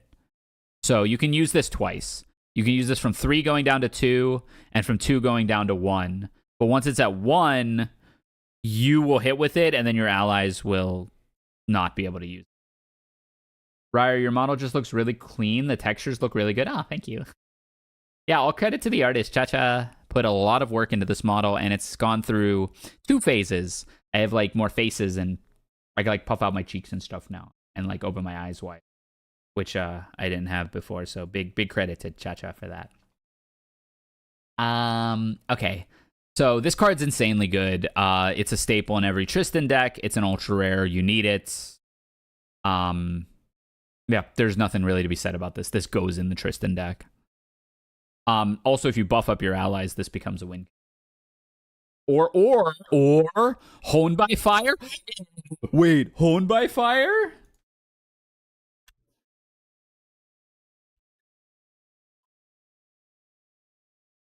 Honed by Fire is class bonus warrior. Sludge. Doesn't work. Assassin's Dagger. Oh, there is something that sharpens a dagger, right? Sharpen daggers or something like that.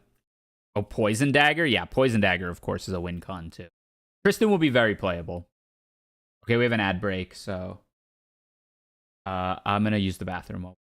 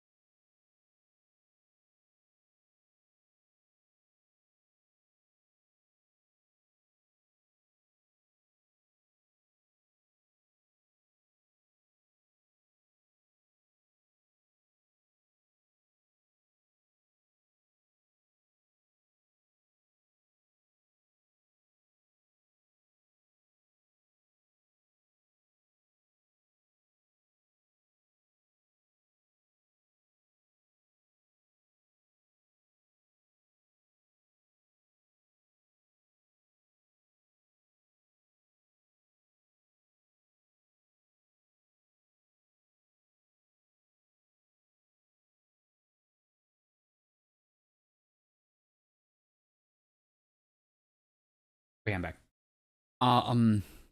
Okay, next. Worn Diary. 0 cost, cleric book, memory, regalia rather. Put a page counter on it for each card in your memory. Banish it, draw a card, activate this ability only if there are 10 or more page counters on Worn Diary. This sucks. This is 1 card over 2 turns at best. No thanks, I sleep. Ooh, Cordelia. This card's cool. I don't know if it's good, but it's cool. 5 costs, Neos, unique ally guardian human, 3/4. On enter, summon 2 automaton drone tokens. So it's really a 5 cost, 5/6. Token objects you control have reservable if you're a guardian, so you can tap them for reserve cost. So she's kind of a 3 cost, 5/6. Super good. Is it what Neos needs? I don't know. You can also do the thing with the level 3 Tenoris that says She summons 2 swords instead. Kind of neat. Yeah, decent card. Very strong, amazing art. Solid. I don't think it's what Tenoris really needs. Right? Like, but she by herself goes wide, which I think is good, and then lets you go wider with. So like you could go play her, get 2 tokens, tap the 2 tokens, summon sentinels, get 2 tokens, right? Like stuff like that. Decent. And token objects also includes your domains that Tenoris summons. So yeah, there's actually you could really go jank with this if you want, and you could run a bunch of like gather spells that let you make herbs, and your herbs will be reservable. That's a little too janky. Yeah, this card's solid, like 3, 4 out of 5 maybe. Twilight Slime. 3 cost, 1/3, Tamer Beast Slime with Pride 3. Class bonus, your champion and other slimes you control have Spell Shroud. Card's really good. Just really, really good. Spell Shroud is a strong effect. This is a lot like the Majestic Spirit in a lot of ways, right? It does have pretty low stats, but again, if you play this off of Slime Sovereign, it is a 3/5. 3/5 Spell Shroud is very hard to kill. Very good card. Definitely going to see play. Yeah. I mean, Sylvie's going to be strong. We already know that. Stargazer's Portend. 4 cost. Fast. Class bonus. This card costs 1 less to activate. The next time you star call a card this turn, copy that activation. You may choose new targets for the copy. Notably, I think this is kind of awkward on the timing aspect. In that,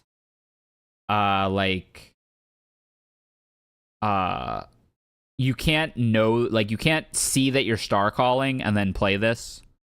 You have to play this and then glimpse and hope you hit a star call. This requires a lot of setup, but as long as you're star calling something that costs 3 or more, it's worth it. So, playable. I don't know, 2 out of 5. Windbless Forecaster. 4 cost Mage Human 1/3. If 1 or more Enlightenment counters would be put on your champion, that many +1 Enlightenment counters are put on your champion. Instead, we did it. We have Hardened Scales in Grand Archive. This card's really, really good. Wind Merlin, Wind Rye, Flicker shenanigans with like Zephyr's Assistant, with Ventus, with stuff like that. Ventus becomes tap, put 2 Enlightenment counters on your champion. She's not unique either, so you can have multiples of these in play. Ventus can become tap, put 3 Enlightenment counter, tap, draw a card every time you cast a spell. This card's very good, and that Wind Mage, like Flicker shenanigans deck is a good deck. You could run it with Merlin, you can run it with Rye. Rye can win with like Arcane Elemental and like Reclaiming and stuff like that. Merlin wins with Incarnate and big attacks and stuff like that. So this card's really, really good. 4 out of 5 for that deck. That deck might not make it and be good enough, but like 4 out of 5 in that deck. Pyroclastic Flow. 4 cost, slow. Notably, it's slow. Deal 2 damage to all units. I think this is kind of bad. It needs to either be fast or deal 3. This card doesn't do enough. Obviously, you don't want to make board wipes too strong because in this game, a board wipe is just playable turn 1. Like, there's no build up to get to a board wipe. So, like, yeah, you don't want to make them too powerful, but I don't know. This almost does nothing against decks that you would want to be board wiping against. If there were a mechanic like spell damage that made this, like, do 3 if, you know, you have like a setup, then it would be really good. But as it stands, you'd have to play like 2 of these, which is like 9 cards in hand. Or 10 cards in hand, excuse me. This gets really ugly. So don't think this makes the cut unless like 1/1 automaton spam is like a thing. Vicious Slice. Yeah, something like that, right? Like, that's where you want to be with a board. Vicious Slice. 1 cost, 2 attack, Assassin Dagger. As long as the attacker is attacking a human, Vicious Slice gets +1. This card's nuts. People ran Seeking Strike in the last set to kill Gildas, right? Seeking Shot, whatever it was, to kill Gildas. This kills Gildas, and also if your opponent's champion is a human, which as of right now, every champion in the game is a human, this deals 3 damage. It's 1 cost 3 damage in Assassin. I think this will see play as like an anti-Gildas plus a cheap attack in like Water Ally Xander decks like that. It is Assassin class bonus. It's not every day. Alchemical Scripture, 1 cost Neos Book. At the beginning of your end phase, if you control 4 or more tokens, draw a card into your memory. That's pretty good. Yeah, I mean, it requires some setup, but we're seeing that Neos can do tokens. I think a Neos tokens deck becomes real. I just don't know if it's fast enough. Like, it still seems pretty slow. Neos token seems really slow.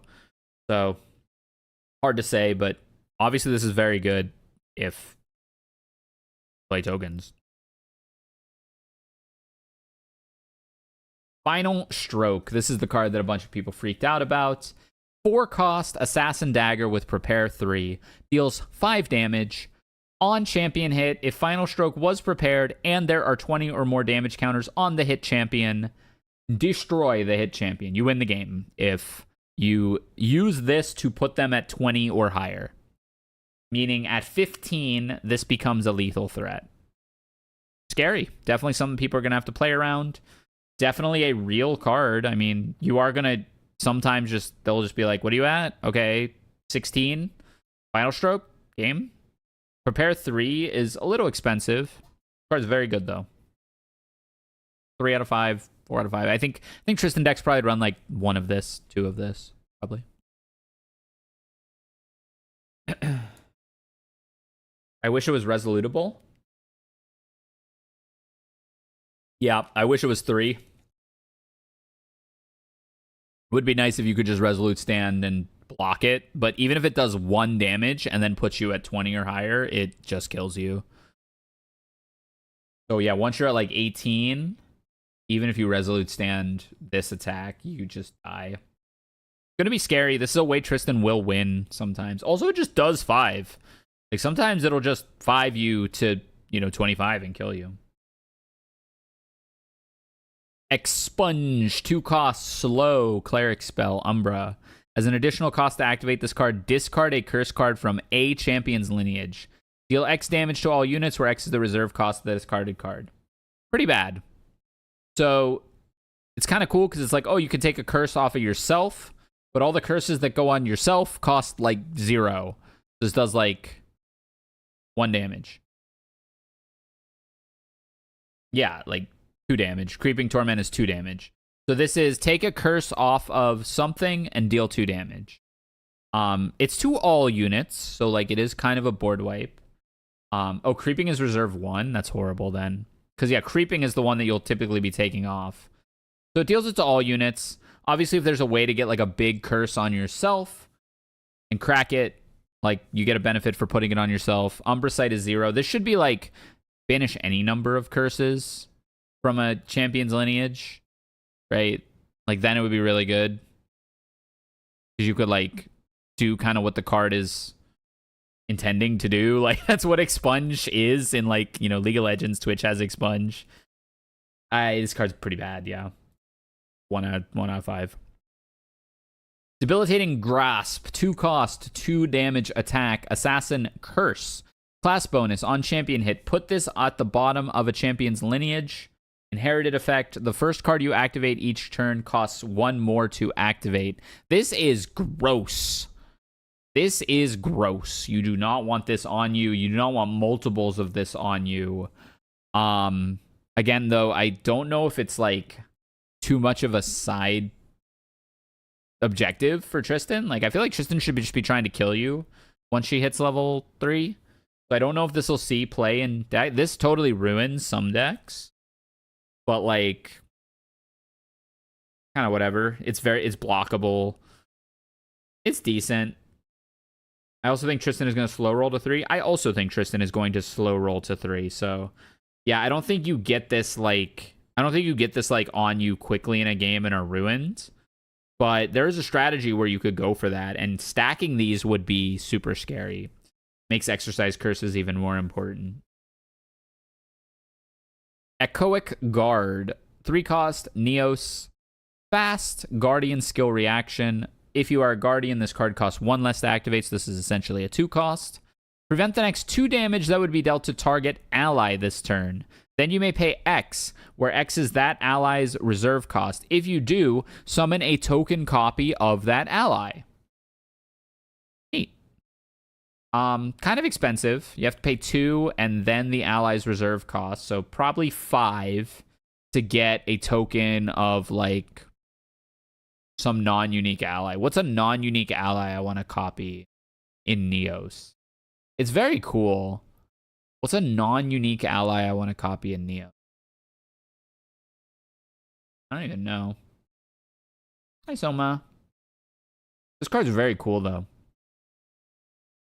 It should say summon a non-unique token copy of the ally. That would be really cool. Verdigris Decree. 3 cost, fast, imbue 3. So each element has one of these decrees, where it's pick 1, and if you imbued, pick 2. Suppress up to 1 target ally. 1 target ally gets +2 until end of turn. Destroy up to 1 target Fantasia. Fine. Card's decent. It can kill Fracturized Lantern. It can kill a spirit token, right? Yeah. It can kill the fragmented spirit token. That's actually kind of big. Deny your opponent a card draw. Nothing this does, though, gives card advantage, really. So it's okay. This might see play in Wind Allies. Like, suppress. It can only suppress an ally, too, though. So, like, I don't know. I could see, like, one of in Wind Allies, probably. But probably a non-playable. 2 out of 5. 1 out of 5. 1.5 out of 5. It's not a 1 out of 5. This definitely is powerful, but I don't think it does much. I think the flexibility it provides, where, like, it's like half of a Zephyr, 2 damage, or kill a very niche thing. Yeah, like, I don't think this is good. Gear Stride Academy. 3 cost, Wind Domain, Guardian Castle. Wind ally cards you activate have imbue 2. Wind allies you control have on enter. If they were imbued, they get +1 attack. Upkeep. At the beginning of your recollection phase, pay 1 or sacrifice this. I don't think this is very good. I think you can pay an extra. You can reveal 2 of the paid cards to give your ally +1. So it's kind of like a free way to give your allies +1 in Wind Allies. But you have to pay 1 at the beginning of each recollection phase. Oh, I guess it's at the beginning. So you just can't empty your hand, because you do get the card back. I was thinking you were down a card for the turn, but it's actually at the beginning of your recollection phase. You just have to keep a card. Yeah, this card's decent. Like, it's definitely good. I think Wind Allies does run it, especially because it costs 3, so it keeps up balance and stuff. And they have to be Wind Allies, so all your vanillas don't get this effect. But yeah, it's fine. I think it's like a 3 out of 5. Very playable. But I don't think this is like, oh, Wind Allies needs this, like, is gonna run this card and become much stronger for it. It's great for board wars, though. Making your 2/3s 3/3s by imbuing them is pretty good. Lost in Thought. I like this card a lot. X cost, fast, mage, skill, not a spell. You may banish up to X cards with floating memory from your graveyard. Draw a card for each card banished this way, and it has floating memory. Am I going to be live for a bit? Yes, I'm about halfway through the set, I think. You may banish up to X cards with floating memory from your graveyard. Draw a card for each card banished this way. Water Mordred loves this card. Water Merlin can play this card. You can just 0 cost it to throw a floating memory in your graveyard, which isn't great, but definitely doable. I do think it reads a little better than it actually is. I think this is something that you're like, oh my god, I'm going to draw like 4 cards. This card is like 2 mana draw 2 sometimes, because it's hard to get floating memory in water, right? Like, there's a bit of self-mill with like Primordial Ritual and stuff. So again, I think there is a deck that's like Water Merlin with, you know, like Library Witch, Stalwart Shieldmate, Primordial Ritual, Naya, this, and all that. And like I think that's you get a lot of floating memory in your graveyard with her. This also cannibalizes Erendite a little bit, which kind of sucks. But like Water Morsha is gonna have so much floating memory in his graveyard because you can just run like everything that's an attack. And yeah, I think this card's pretty good. Like 3.5 out of 5. Under Fire, 3 cost, fast, Ranger skill reaction. This card costs 1 less to activate, so 2 cost Ranger skill reaction, which means Polcock can do it for free. Your champion becomes distant. Then you may have this deal 4 damage to your champion.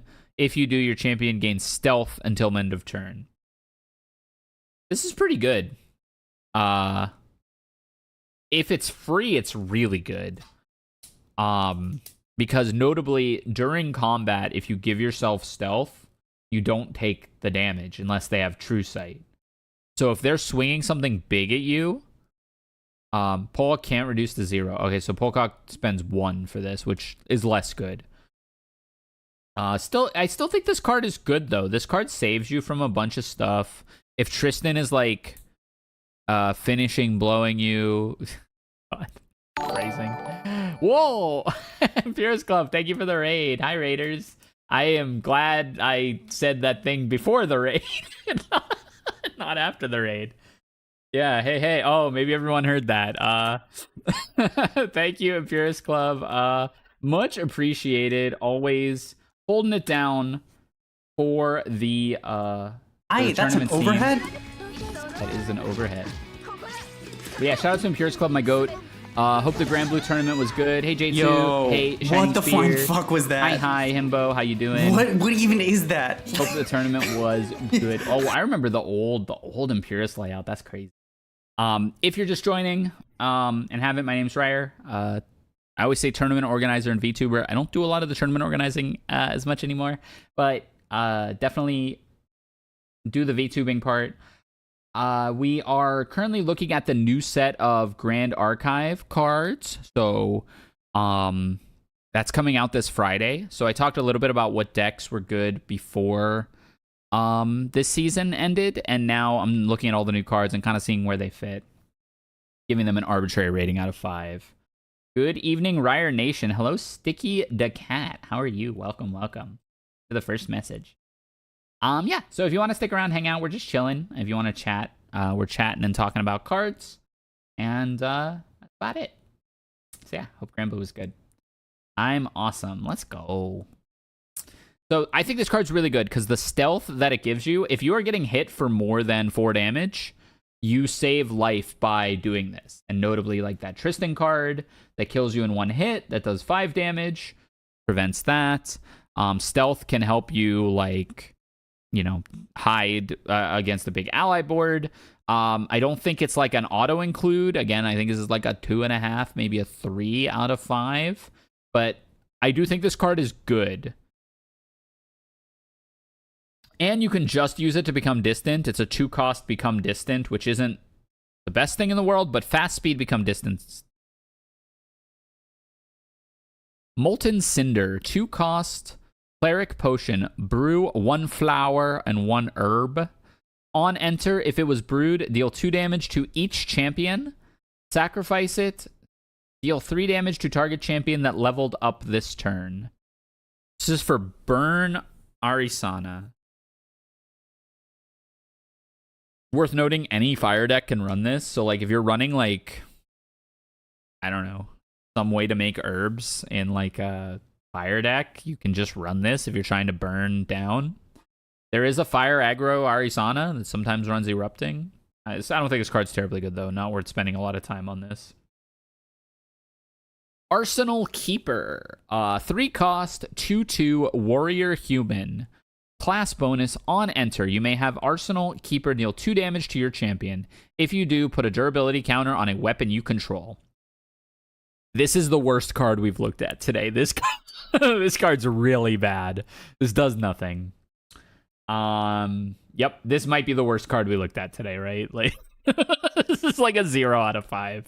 Yeah, is like I was waiting for and its stats suck.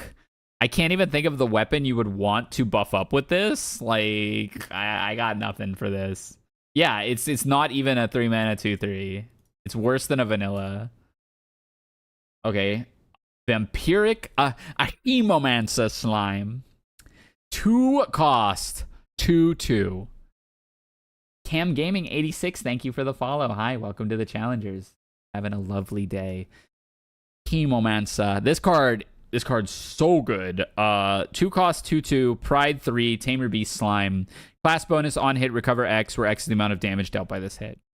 Yeah, I mean, if Slime Sovereign plays this, it is a 0 cost 4/4 and heals you for 4 immediately.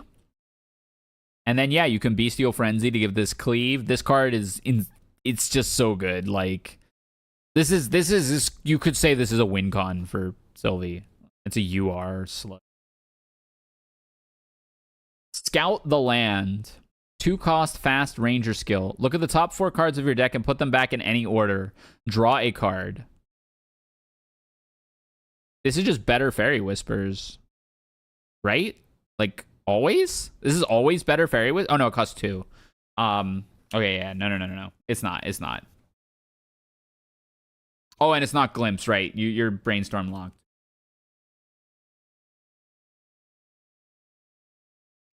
Yeah, this is whatever.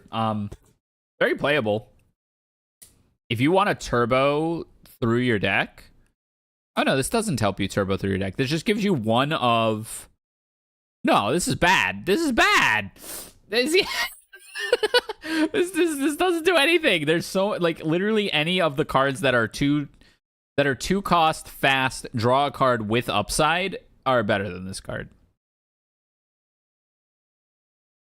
Yeah, it's just a fast Idle Thoughts that doesn't have floating memory. And costs 2? Idle Thoughts costs 1? Card sucks. Bad Scry the Skies. Like, this card just sucks. It being fast is okay. Like, I don't know. It's your typical common. Crystalline Ruins. 3 cost domain Cleric Ruins. Whenever an ally enters the field under a player's control, rest that ally unless that player pays 1. Huh. This is pretty good. Stops Gildas. Stops almost any balance ally. Viator, thank you for the follow. Hi, welcome to the Challengers. Hope you're doing. Wait, what TCG is this? This is Grand Archive. I highly recommend looking it up if you like TCGs. I think this is the TCG player's TCG. Like, it's very technical and has a lot of mechanics that are, like, satisfying if you know how to if you know how to work a card game. I think this card's better than it looks. There is going to be some kind of water domain Tenoris. Like, notably, this doesn't have an upkeep either. There's a 2 cost water domain that says on enter, draw a card into memory. I love these sorts of games. It's hard to find other people playing niche stuff. Yeah, this game's growing. It's about a year old now. They just had their 1-year anniversary about a month ago. So it's growing. I think it's the best game. Yeah, this card is just good, right? Like 3 out of 5, 3.5 out of 5. Like you want to be running a domain payoff for it. But you could run this in almost anything. I don't think Water Allies runs this. But, like, Water Merlin runs this. Yeah. Yeah, like, Water Merlin definitely runs this. Water Arisana. Water Umbra Diana. Water Neos Tenoris. If that's a deck. Yeah. It's good. I think this card's good. Surge Protector. 2 cost, fast, guardian skill. Until end of turn, target shield item you control gains damage. If damage would be dealt to your champion, prevent that damage and sacrifice this object instead. Holy crap, this card's bad. They didn't want to give Fire anything this set. This card sucks. Oh my days. Sacrifice a card, sacrifice a shield, take 0 damage from something big. I mean, you could block a Fireball with it, I guess, but... Yeah, they do not want to give fire anything. Airship Captain. Pretty art. 2 cost, 1/3 warrior human. Whenever a domain enters the field under your control, deal 2 damage to target champion. Pog? Wait, Jimmy Lee? The Jimmy Lee? Stretch, you got it. I'm head off. Have a good one. All right, thank you. Thank you, Zeph, for hanging out. Yeah. Oh. This card's decent, right? Like, you get like 2 or 3 of these out, and every domain is just lightning bolt. Sure. It goes in exactly one deck. It goes in fire, domain, Tenoris. Purification. This card's nuts. 1 cost, recover 2. 1 cost slow. Notably, it's slow. 1 cost, recover 2. Then choose up to 2 curse cards from your lineage and discard them. For each card discarded this way, recover 2. Kill 2 curses and recover 6. If you don't care about the floating memory, this is better than exercise curses. In the sideboard, we just talked about how Tristan is going to have curses now too, especially against Tristan. This card's a lot better. And immediately showed it to that Jimmy's card. Yeah.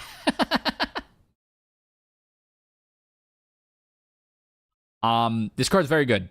Side deck, almost exclusively side deck, probably because, again, in main board, if they don't have curses, this does a lot less than exercise curses does, especially being slow speed. But it's good. It's good. 3 out of 5. Power Cell we talked about. Aegis of Dawn. 1 cost. Guardian Shield. Okay, it costs 1 less to materialize if you're a Guardian. So right now, this is a 0 cost. Whenever your champion is dealt 4 or more damage, summon an Automaton Drone token. Decent. 2 out of 5. I mean, it just does what it says, right? Like, it synergizes with the self-damage fire cards, so maybe there's a world where that's, like, a thing. Notably, they have to be dealt 4 or more damage in 1 swing. Not a lot of stuff deals 4 damage at once. It's really just Gildas and spells. And the spells are usually not doing 4, they're doing, like, 14. So, I don't think this makes too many 1/1s. Actually, it's kind of bad. It's like, it's... I'm sure this fits in some material decks. Forge Light Blade. 0 cost, 1/2 warrior sword. Class bonus, Forge Light Blade gets +1 attack. On enter, deal 4 damage to your champion. Whoa. Fire Aggro Lorraine loves this card. Holy moly. This card is so good in Fire Aggro Lorraine. Free 2/2 sword, and you just have to take 4 damage. Yes, please. Probably doesn't see play anywhere else. Mercenary's Blade. So I'm low on this card. 0 cost, 1/1.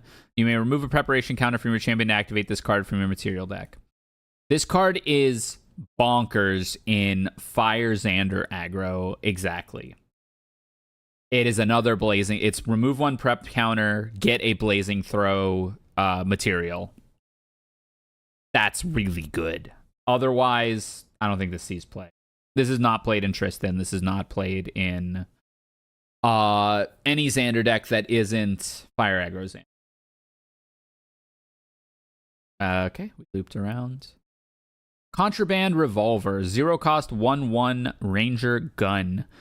Class bonus. On attack, if the attacker is attacking a champion, this gets +2 for the attack. So it's a 0 cost, 3/1 gun. I don't think this replaces any other gun in the deck, right? Like, because it's a 1 durability. So, like, Seeker's Rifle is better than this. Blast Shot is better than this. Shadow's Twin is obviously better than this. It's a decent lineage release target if you're a more aggressive Diana deck. I don't think this play. Like a 2 out of 5. Backup Charger. 0 cost. Pay 3, banish it. Summon a Power Cell token rested. Draw a card into your memory. This card's really good. This is a really good Power Cell enabler. It replaces itself. You have to pay 3, but you can do it right away. So, like, in the Power Cell aggro deck, you just materialize this, do your stuff. On your opponent's end step or pre-rec, just pay the 3, sack, banish this, get a power cell, and then do all your power cell shenanigans. Hi, Henrik. How's it going? Hi. Yeah, this card's good. I mean, I think the power cell deck is good, and like, so if it is, this obviously goes in it. You're freaking out? Oh my goodness, why? Whim Blessed Kite Shield, 1 cost, Guardian Shield, free if you're a Guardian, not free otherwise. Unit link to target unit. Multiverses news? Whoa. I haven't heard that in a long time. I thought they shut that down. Hold on. The city of Townsville? Oh, shoot. Powerpuff Girls?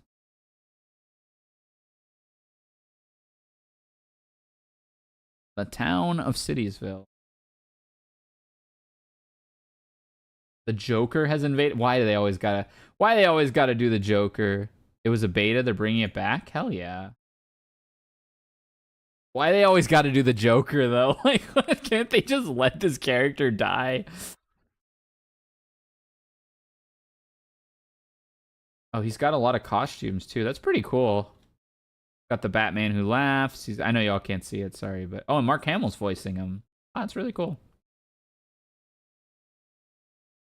The John Clare. What did he mean?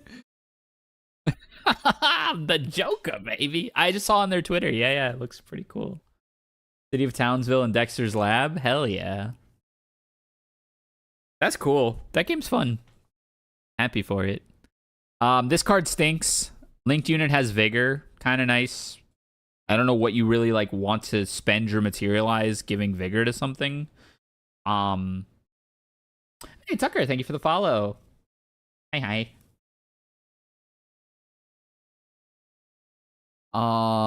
Possessed Remnant, 3 cost, Umbra, Assassin Human, Tristan bonus, on death, summon an ominous shadow token and recover. What the hell? Why they really want Tristan to be good? For what it's worth, I don't think this card's like an auto include or anything, but this card's good.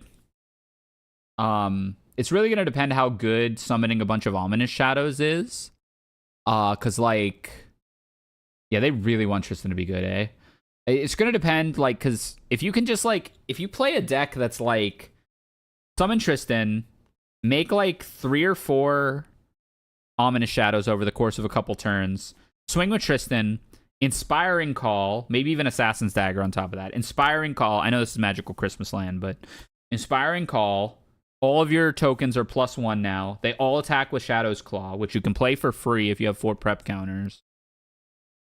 She definitely has a lot of pretty clear-cut paths to victory. It's just how quickly can she get there, and what does she do in the meantime? Because it's really easy to just envision what a level 3 Umbra Tristan with like 5 dudes on the board is doing, but what does she do for like the early game, and does she just get rushed down? Because if she just gets rushed down, we might have the story where she's just bad Rye, you know? Like, if she's too slow, she might just be bad Rye. That said, I don't think she's going to be bad, but I don't think this card sees play in the Tristan deck. It's like, okay. You got to make sure it dies, too. They'll just ignore it. Yeah, I don't think this... Vigilant Sentry, 3 cost, 2/3 Guardian Human with Taunt. Yep, that sees play in Win Tony, and nowhere else. Very solid. I mean, because that deck runs vanillas, right? And this is just better than a vanilla. Very good art as well. Love that art. Shred 2 Ribbons. Sick art. 3 costs, 2 attack, Guardian Warrior Sword. As long as the attacker is attacking an ally with 5 or more health, Shred Ribbons deals 5. Ew, this card stinks. I get why it exists. Like, it's to kill big bodies, but like, what's really funny is this doesn't kill Ominous Shadow because they have 4 health. It wouldn't anyways because they reduce damage. They effectively have 7 health, but like, this, I think this does nothing. Oh yeah, attacking an ally with 5 or more health. I was gonna say attacking a unit with 5 or more health. Maybe that would be good because you could 5 a champion for 3, but it also doesn't kill the thing it shows it's killing. So true. That has 6 health.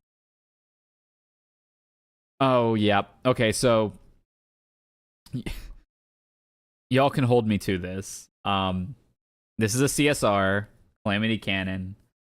7 costs, slow. Polcock bonus, this card costs 3 less to activate, and Polcock makes it cost 2 less, so this card actually only costs 2 for Polcock.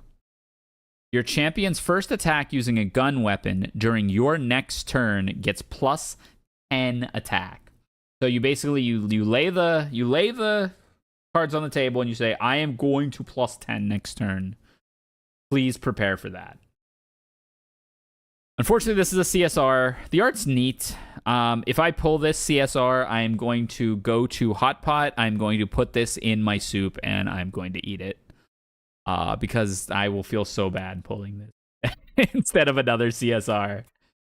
So, yeah, I'm putting that out there. I'll record myself doing it, too. That said, this card is not bad. This card is...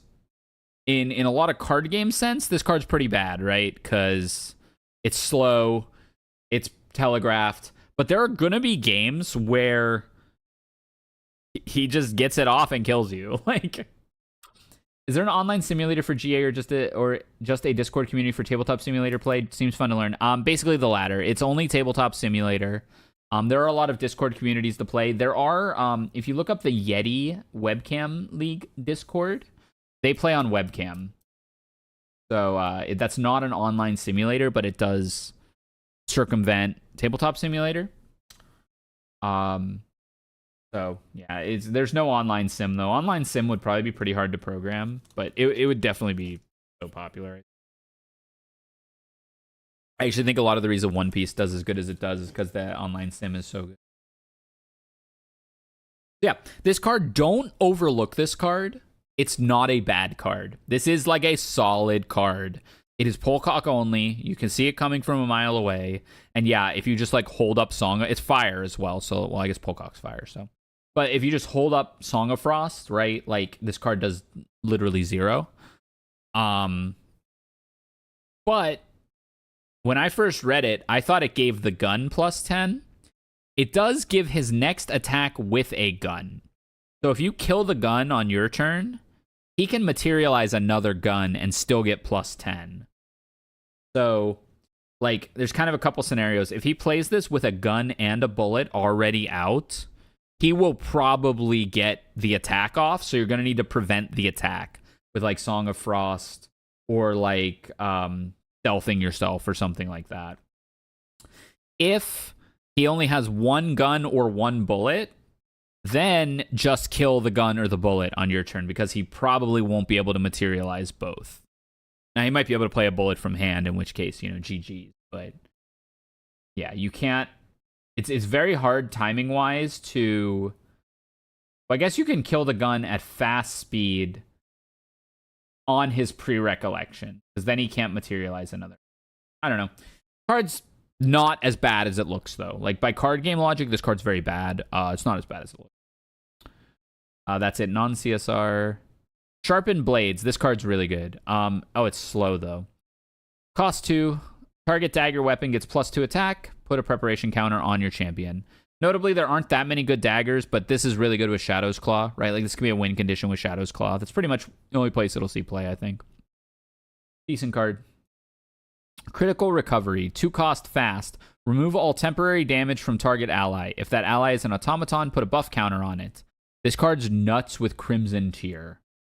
If you don't know Crimson Tier...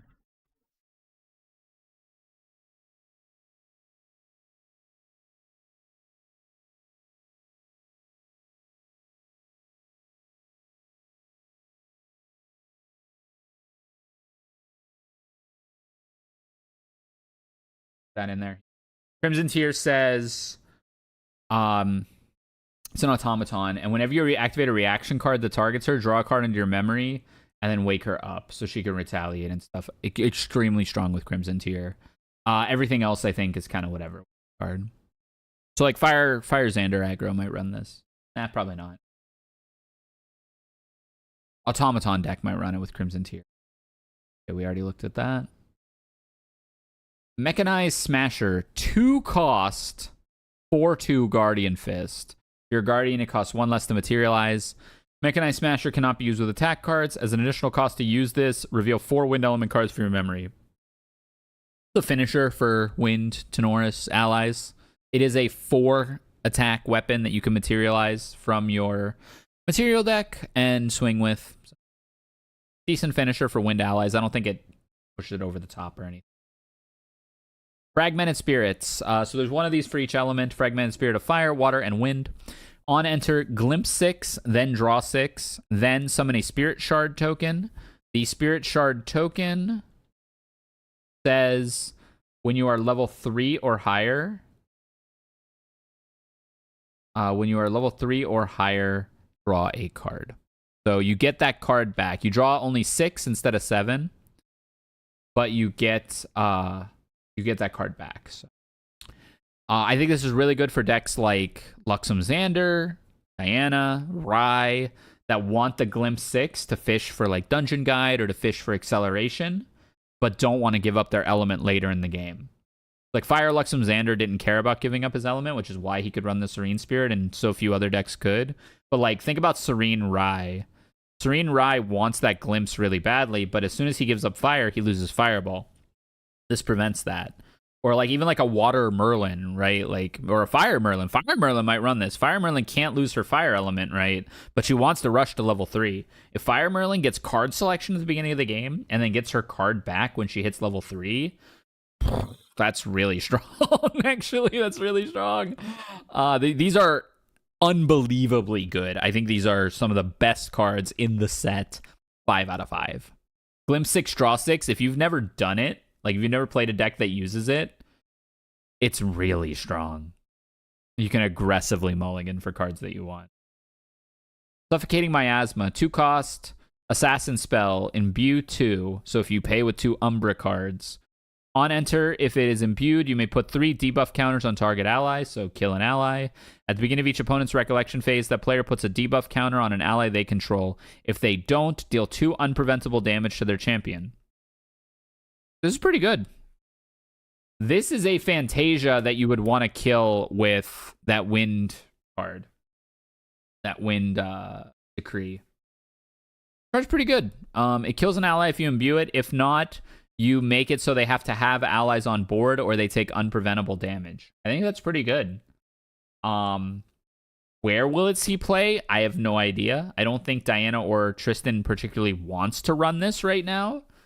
But I do think there is a world where, like, a stalling Tristan deck becomes pretty powerful and wins just by having, like, 4 or 5 of these out.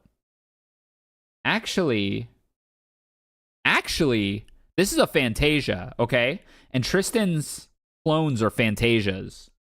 So if you run, like, a Water Fog Tristan that just runs, like, 4 of these and 4 Refracting Missiles, which will start to burn for the Fantasias that you have on your board. Wait, that might be like a real deck. Like Water Fog Tristan. Use the Scepter. Use the Scepter and you can level up.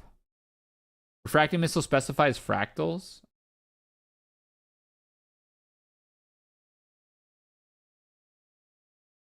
Refracting Missile. Deal 2 damage to target unit equal to the number of fractals you control +1. Oh, it's not even Fantasias.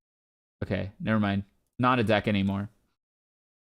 I mean, maybe, but like unlikely. Unlikely it's a deck. Because that would be your win con, right? Sinister Mind Reaver. 2 cost, Umbra, 2/1.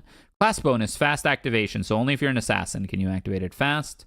Ambush, which means it can retaliate even when it is not defending. On champion hit, look at the opponent's memory. You may discard up to 2 cards from it. If you do, they draw that many cards in their memory. Yeah, this card's nuts. This card triggers Creeping Torment for Diana.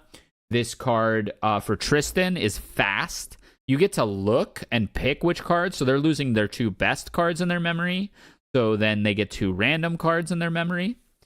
You can also look and then say, keep it. You don't have to discard 2. So you can also say, like, okay, your memory sucks. I don't care. Yeah. So this card's very good. Even as a like non-fast activation, Yeah, even as a non-fast activation, this card goes crazy in Diana and Tristan. For different reasons. Diana runs it to trigger Creeping Torment. Tristan runs it to keep control of the situation. I think it's going to be very important next set to be able to play at fast speed from your hand to avoid stuff like that. Meteor Strike, 3 cost slow. So I'm actually really low on this card, by the way. A lot of people are very excited for this card. I'm super low on this card. 3 cost slow activation with Star Calling 3. As long as Meteor Strike is being Star Called, it deals 3 damage to all units except your champion. Otherwise, it destroys target non-champion object. And my problem with this card lies in the fact that you don't get to choose. I think you should be able to do... It would be broken, of course, but you should be able to do either if it's being Star Called, and then otherwise it's only the other effect. Because, like, it's a slow speed Vindicate, it's a slow speed kill something, or it's a board wipe after you're already Astra. Guess what? Ari doesn't need a board wipe after she's already Astra. She's fine. Like, if you're not, you need a board wipe before you're Astra in Arisana, I think. If you get to Astra and then Star Call, like, this is just the Comet Fall or whatever it is, right? Like, you just run now 8 Comet Falls. And the real good effect here is the Excalibur effect. Destroy target non-champion object is the good effect here, and that's only at slow speed. Excalibur is as good as it is because it's fast speed. I think this card is... People think this card's nuts. I think this card is okay. And we'll see play, but this doesn't fix Arisana. Foretold Bloom. This card might fix Arisana. 2 cost, slow, until end of turn, herbs you control gain, on sacrifice, glimpse 2.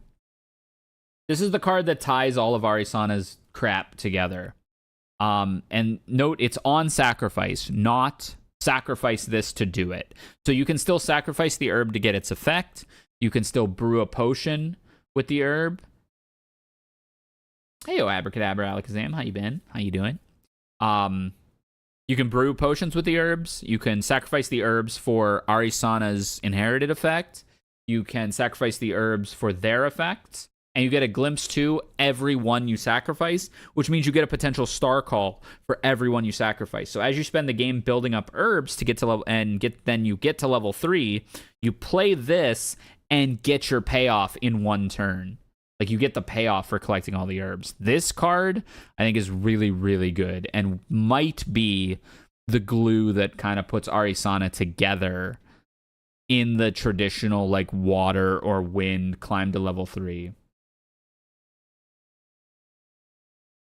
The herbs that bottom deck a card and draw a card used to say Glimpse 1 and it was Giga Broken. Yeah, that's just the opportunity to activate. And you can play this and then barter herbs.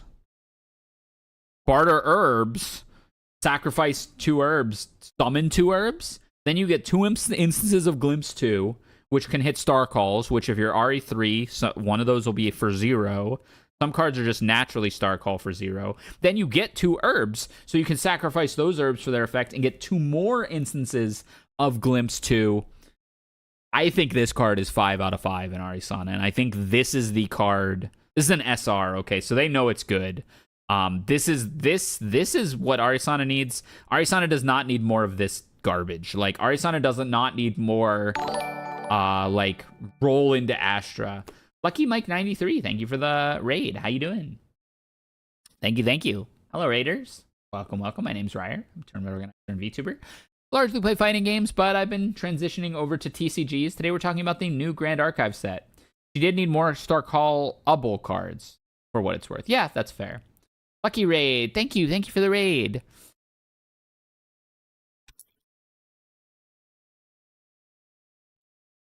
Quick. Clouds! Bro, hope you're doing well. You're playing Paper Mario: The Origami King. Ow! I'm not familiar with that one. Infinite Spike. Okay, Windmill Engineer. 2 cost, 1/1, imbue 2. If you imbue it, draw a card into your memory. I think this card's bad. Just not enough stats. Just play a 2-mana, draw a card, with upside. There's so many 2-mana draw cards with upsides now. Yeah, this is a 1/1 body, like that Tamer card we mentioned earlier, but don't think this does enough. Windblessed Hurricane Farm. 4-cost domain Guardian Farm.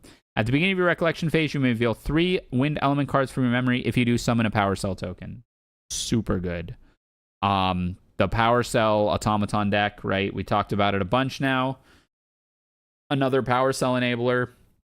Notably, though, this does cost 4 and do nothing for at least a turn.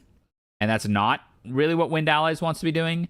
So the Wind Automaton Allies needs to be a little more mid-rangey and willing to go a little longer. But I think they have the means to do that. So probably see like one of this in that list.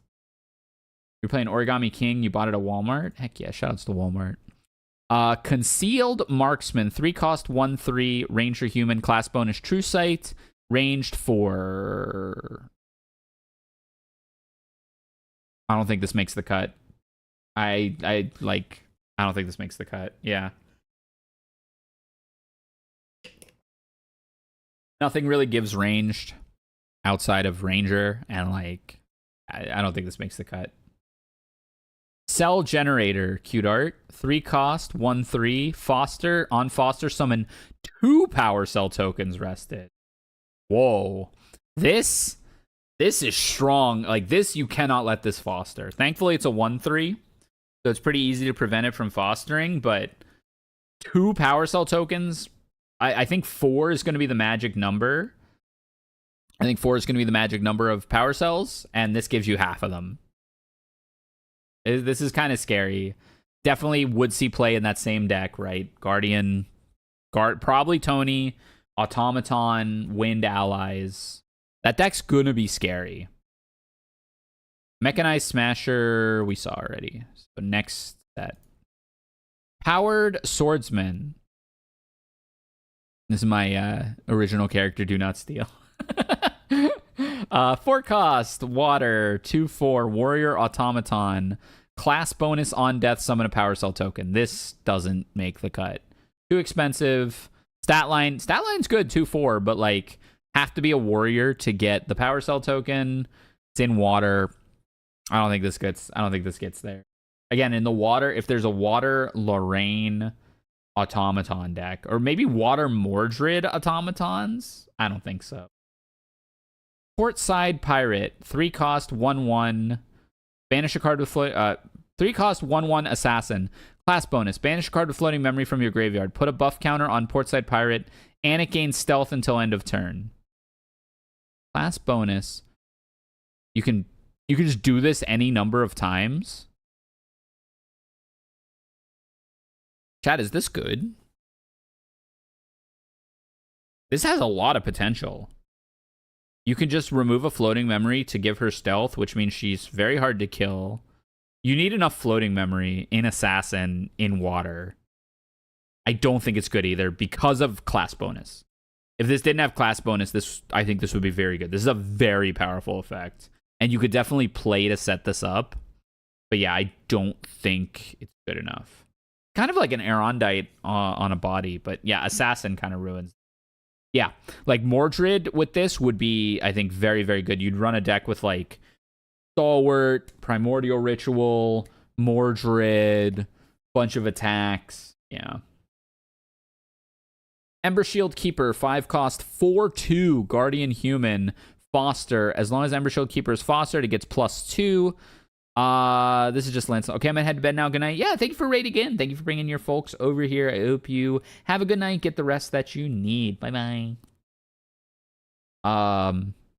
This feels bad. This is just a vanilla 4/2. 4/2. It dies really quickly. It trades down.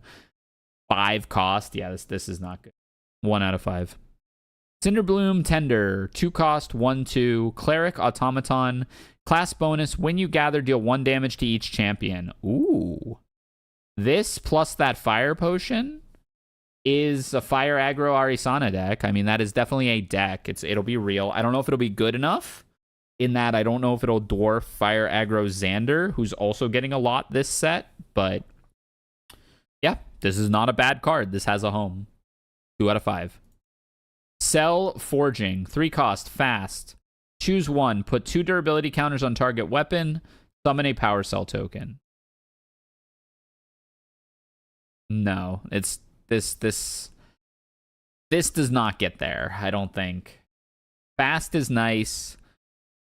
Fast summon a Power Cell. I think being fire doesn't really help this. Maybe if it was wind, 3 cost, fast, summon a Power Cell, and have another effect, it'd probably see play, but I don't think this one. Tristan level 2, so can only level up from a Tristan, has 22 HP. On enter, if she has 2 or more preparation counters, draw a card. Then if she has 4 or more preparation counters, draw another card. Good. You get 2 cards if you have 4 prep counters.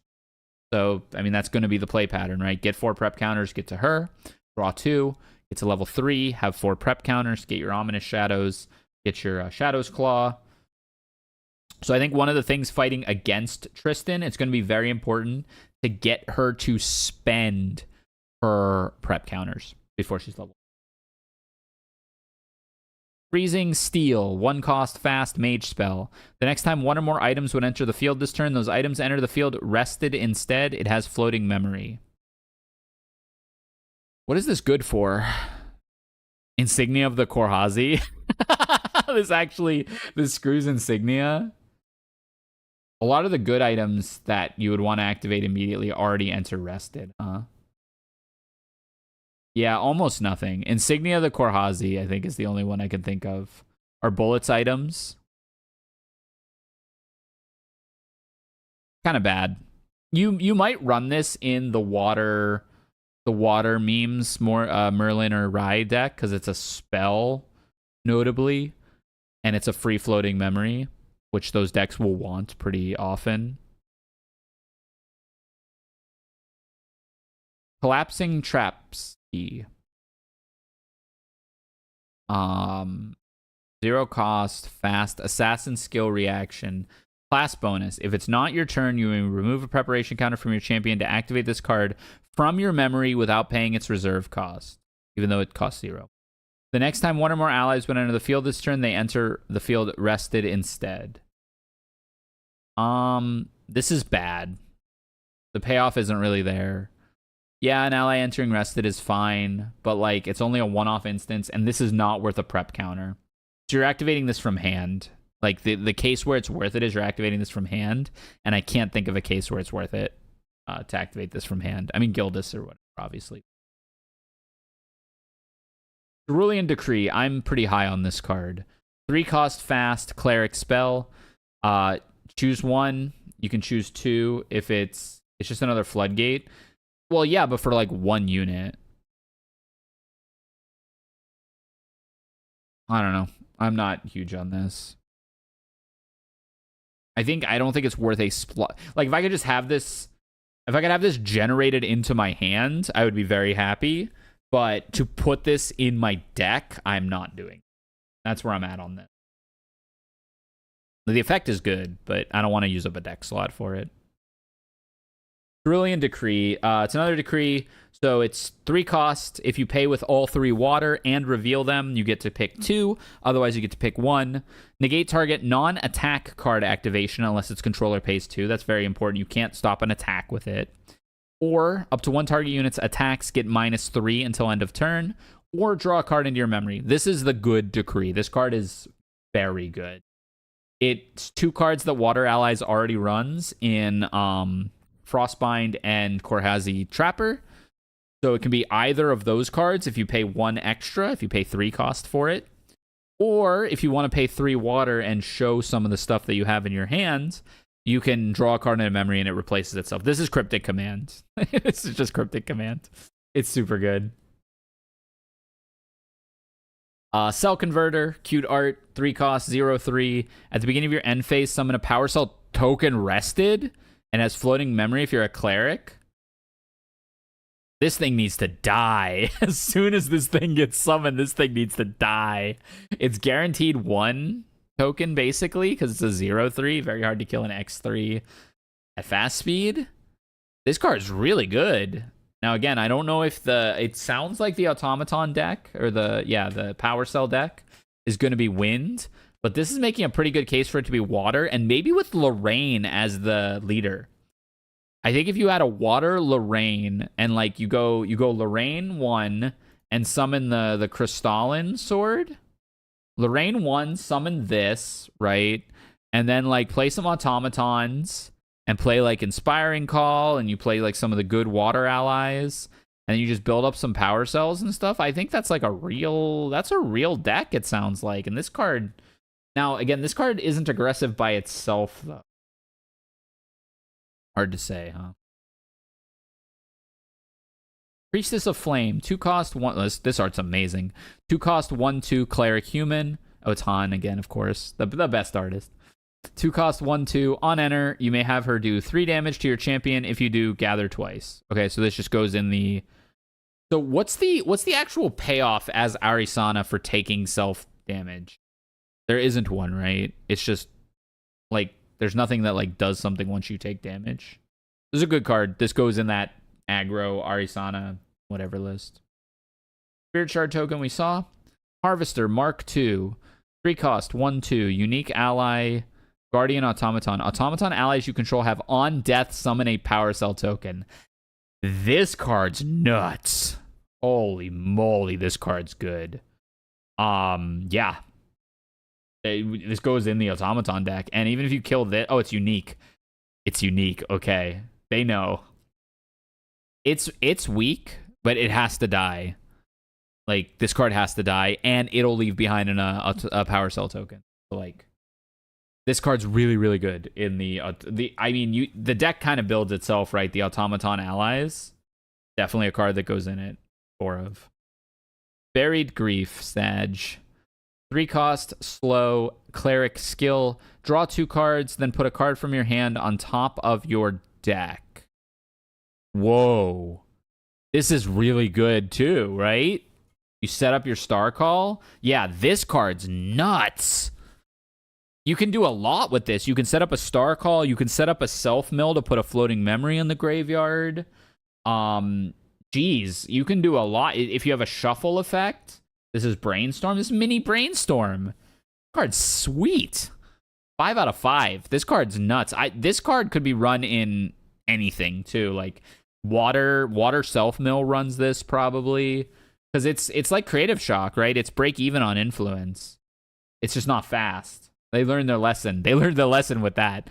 It's not fast, but like very, very good card. One of the best cards we've looked at so far, honestly. Automaton Beastkeeper. 4 cost, 1/4 Tamer Automaton. On enter, you may return a beast ally card from your graveyard to your memory. Okay. Decent. Alan certainly runs this, right? I don't know. Seems good. Slow as hell, but 3 out of 5, 2 out of 5, 2 out of 5. Sorrow Caller. It's me. It's me drunk at 2 a.m. dialing an X, the Sorrow Caller. 0 cost, Umbra 1/1, Ranger Gun. Class bonus on champion hit, reveal the hit opponent's memory, deal an amount of unpreventable damage to the hit champion equal to the amount of cards with reserve cost 3 or greater revealed this way. Unfortunate that this is a material deck card, because this would actually be really good in Diana side deck against Merlin. Almost all of Merlin's cards cost like 3 or more. Like even Fireball costs 4. It just has class bonus reduction. You could actually like smack Merlin when she dumps cards into her memory. But yeah, no, taking up 3 sideboard slots because it's material deck means it's probably not worth it. Unfortunately, we have an ad break, but I just got to keep trucking through. I got to go to bed. Loaded Thoughts. Gun. Ranger Gun. 0 cost, 1/3. Class bonus, whenever Loaded Thoughts becomes loaded, you may put the top card of your deck into your graveyard. This is also pretty bad, right? Playable. Certainly playable, but I think there's just better guns. A slower Water Umbra Diana might run this. But yeah, I don't know. Seems kind of bad. It's it's like 2 out of 5, right? It's fine. Lunar Seer, 2 cost, 1/3. Star Calling 1. Class bonus tap glimpse 2. This is good. This is just, I mean, even if you just don't treat it as an ally, right? Like it's literally a regalia or an item that you can tap to glimpse 2. The art's really cool too. This card's good. Again, this is kind of what Arisana needs, is like easy, repeatable glimpses that also like do something else. And in this case, it's card advantage because you could just play it off of a glimpse. And then you can actually immediately use it to glimpse again when you play it off of that glimpse. It like change your glimpses together, which is exactly what Ari wants to do. This card's really good. 4 out of 5. Astromech Attendant. 2 cost, 2/3. Cleric Automaton. On enter, gather 3 times. Whenever you brew a potion, draw a card into memory.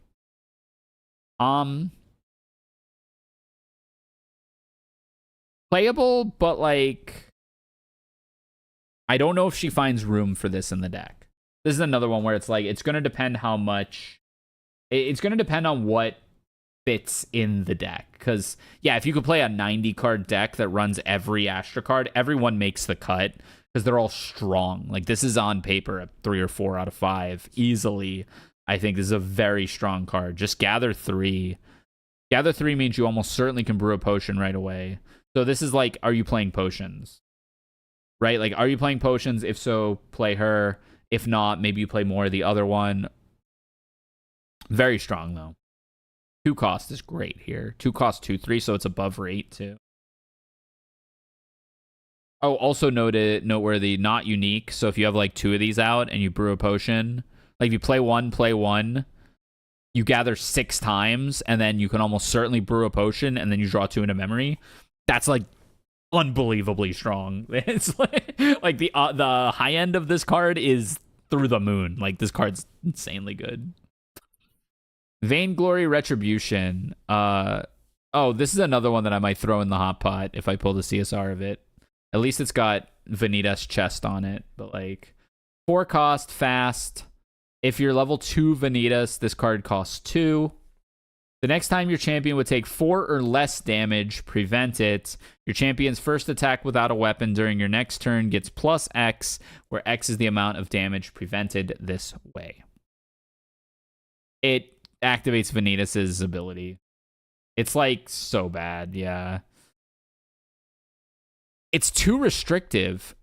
I think it needs to say something like, the next time your champion would take damage, prevent up to 4 of that damage. Then your champion's first attack on the next turn does that, right? Because like you can't even use this on a 5 or 6 damage thing and get the +4. You just literally can't use it on that. You have to use it on a Gildas swing to get the full value out of it. And that's like it. That's what makes this card like insanely weird to me. That like, why would they do that?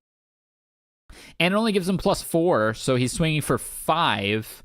He needs to hit for 7, so you still have to cast 2 spells. I think this should say 5 or less if they wanted to do it the way they wanted to do it. I think this card's bad. It's pretty, though. Like, the art's amazing. And oh, look at the signature. That's a cool signature. It's like Vanitas' like Wind Palm. Okay, we're back here. Skirting Step. Let me see how many more of these I have. Holy crap, it's a lot. Well, whatever, we'll go fast.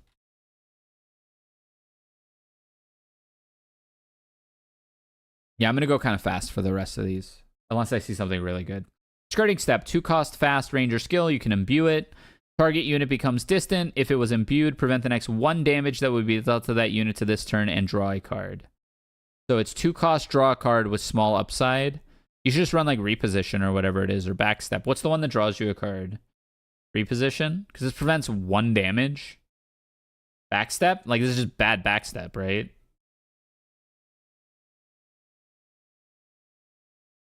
Okay, next. Potion Infusion, Growth. 2 cost, slow. Rest target potion. If you do, put your level age counters on it.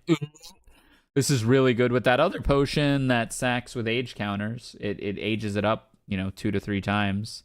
Honestly, though, kind of sounds like a troll deck idea. Doesn't really seem like it'll be competitive. But hey, maybe I lose to that. Andronica, Eternal Herald. Costs 3, 1/1. Ally Warrior Automaton. As long as she is imbued, she is a 2/2 with Vigor.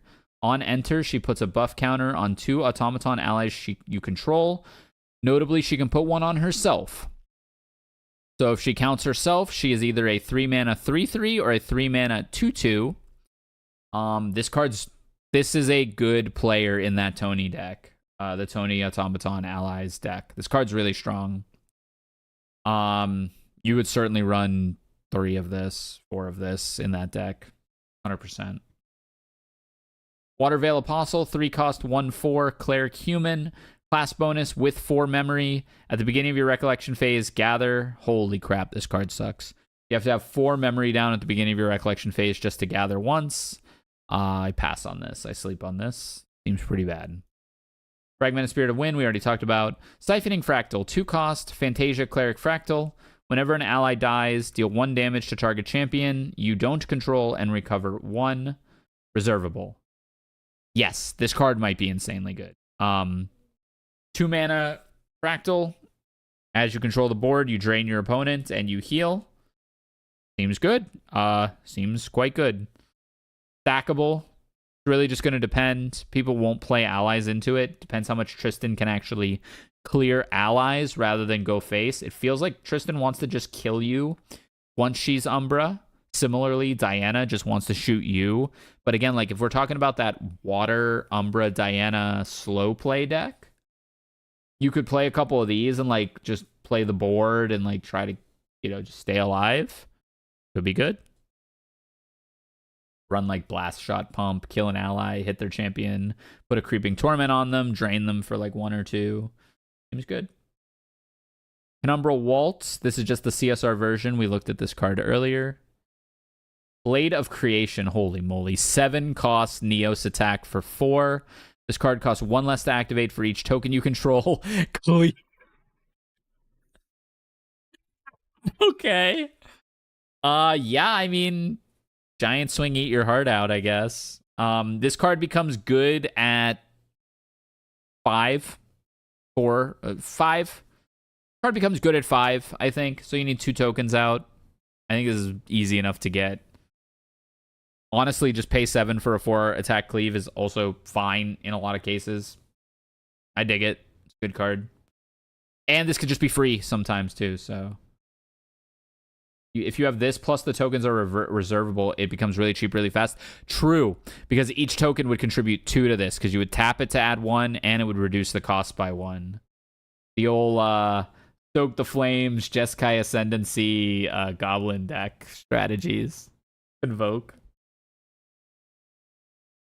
Atmos Armor type Ares. Okay, this one notably is Neos. 3 cost, 1/5. Unique ally on enter summon 2 of those shields that we looked at earlier. She gets +1 for each ally named the shield you control. So she is a 3 cost 3/5 that makes 2 shields. The shields can block damage, can block non-combat damage by tapping, or intercept for any Neos unit you control. Very strong. Yeah, I mean, it's a good Neos payoff. Is it as good as Cordelia? I don't think so. But it is certainly good, and you could run both. You probably run both. They both make 2 tokens, which is notably. Also, like, let's say they Excalibur her or something, and you still have your 2 shields because you couldn't save her. The next one you play is a 5/5 because now you have 4 shields. Refracted Twilight, 6 costs, Cleric Potion, brew 5 total herbs, 3 are generic, 2 are silver shines. Banish it. The next time you activate the ability of a potion, copy that ability twice. Oh, God. There's definitely a potion deck, potion seller deck. Yeah, it would be something like that. You could make that wind. You could copy that wind potion like 3 times. Kind of gross. You can even copy the fire potion that burns a couple times. It's PvE deck, the potions. Oh, that's cool. All right. Prima Materia. Unique item, cleric artifact. You can brew it if you're Arisana with 4 herbs of different names, so it's actually kind of easy to play. Otherwise, it costs 4. Tap, draw a card into your memory. If it was brewed, the next time an Astra element source you control would deal damage to 1 or more units. It deals that much damage plus 3. This card is good. I don't think it's enough, but with some of the other stuff we've seen, if you're running the brew, potion, like herb deck, this is a great payoff. I don't know what Astra element source you would be using that isn't just Cosmic Bolt. Oh, the Astra allies. You would run the Astra allies that have to do with brewing and potions and stuff. And then they would swing for like 5. So it's pretty good. Vainglory Retribution, we looked at. This card stinks. Tempest Downfall, 3 cost fast.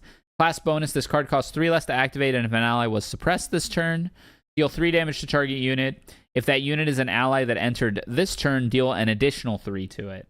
So you can flicker something and deal 6 to it for free with this. You can flicker and deal 3 to your opponent.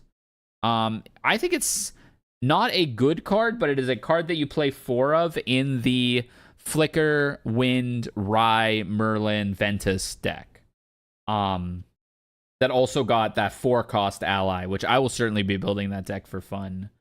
Again, I don't know how good it'll be, but this is a 4 of in that deck. Unplayable elsewhere. Diablerie, 2 cost fast. Cleric spell reaction. The next time a Regalia with Divine Relic would enter the field this turn, it enters the field under your control instead.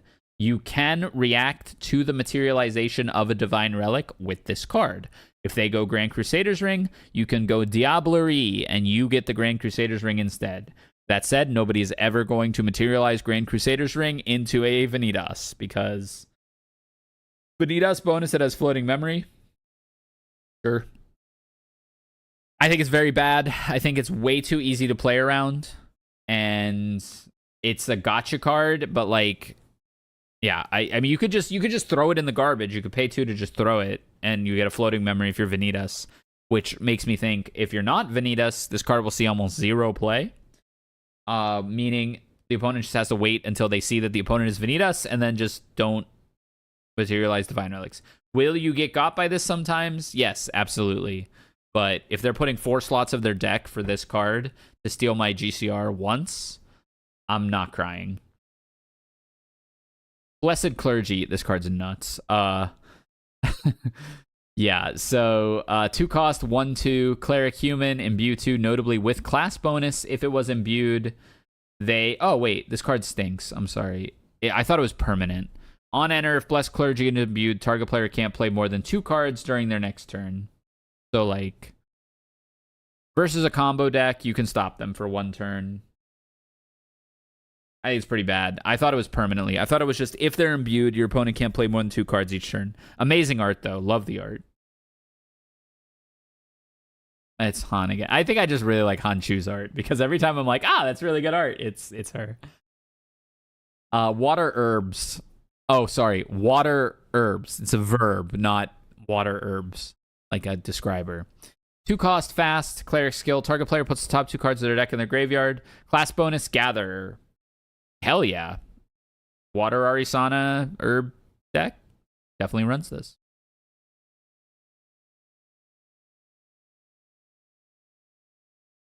Powered Defender, 3 cost, 1/4 Guardian Automaton. Class bonus, level 2+, taunt. When Powered Defender is dealt damage, summon a Power Cell token. Ooh. This is pretty good. It's, again, we know where it goes, right? It goes in the Water Tenoris Automaton deck. Honestly, you could maybe make it... You could make... Can you go Wind, Water, Nico Automatons? That deck might be crazy good. Wait, that deck might be really, really good. Spirit of Wind, Tenoris level 1, Nico for level 2. That deck might be really good. And you just play like stuff like this, right? Like a couple water payoffs and all the wind payoffs. This card's really good, I think. Imperial Scout, 2 cost, 1/3. Ally, range, or human. Range 2. Whenever it becomes distant, you may put the top 2 cards deck in your graveyard. This card stinks. Don't think it's doing anything that any deck wants to do. Again, you have to be a ranger. Well, you don't have to be a ranger, but kind of have to be if you want to make things distant. Say, hit for 3. I can't think of a water ranger deck that also wants to self-mill. I don't think this is it. Desperate Dive, 3 cost, fast. This card's eroded, by the way. This card costs 1 less to activate if you're a ranger. Prevent the next X damage that would be dealt to target unit you control, where X is the amount of water element cards in your graveyard. That unit becomes distant. Notably, this card doesn't say this turn. That is an error that is getting eroded. So, with that said, this card's decent. It's a fog for 1 turn, and you become distant. There's better fogs. You know, there's False Step. There's just better ways to become distant. I don't think this card's good. That said, if this card was permanent as it reads, this card would be broken. You would prevent the next 35 damage that you would take over the course of the game. Keeping track of it would be a nightmare. It would be way too good.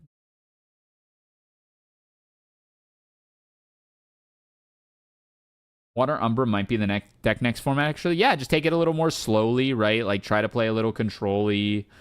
Play the siphons. Control the board. Still have Carter. It might be. Do a little self-mill, maybe. Vermilion Decree, 3 cost, fast. Imbue 3, just like all the other decrees. You get to pick 1. If you imbue it, you pick 2. Deal 3 damage to 1 target champion. Deal 2 damage to 1 target ally. Each player draws a card.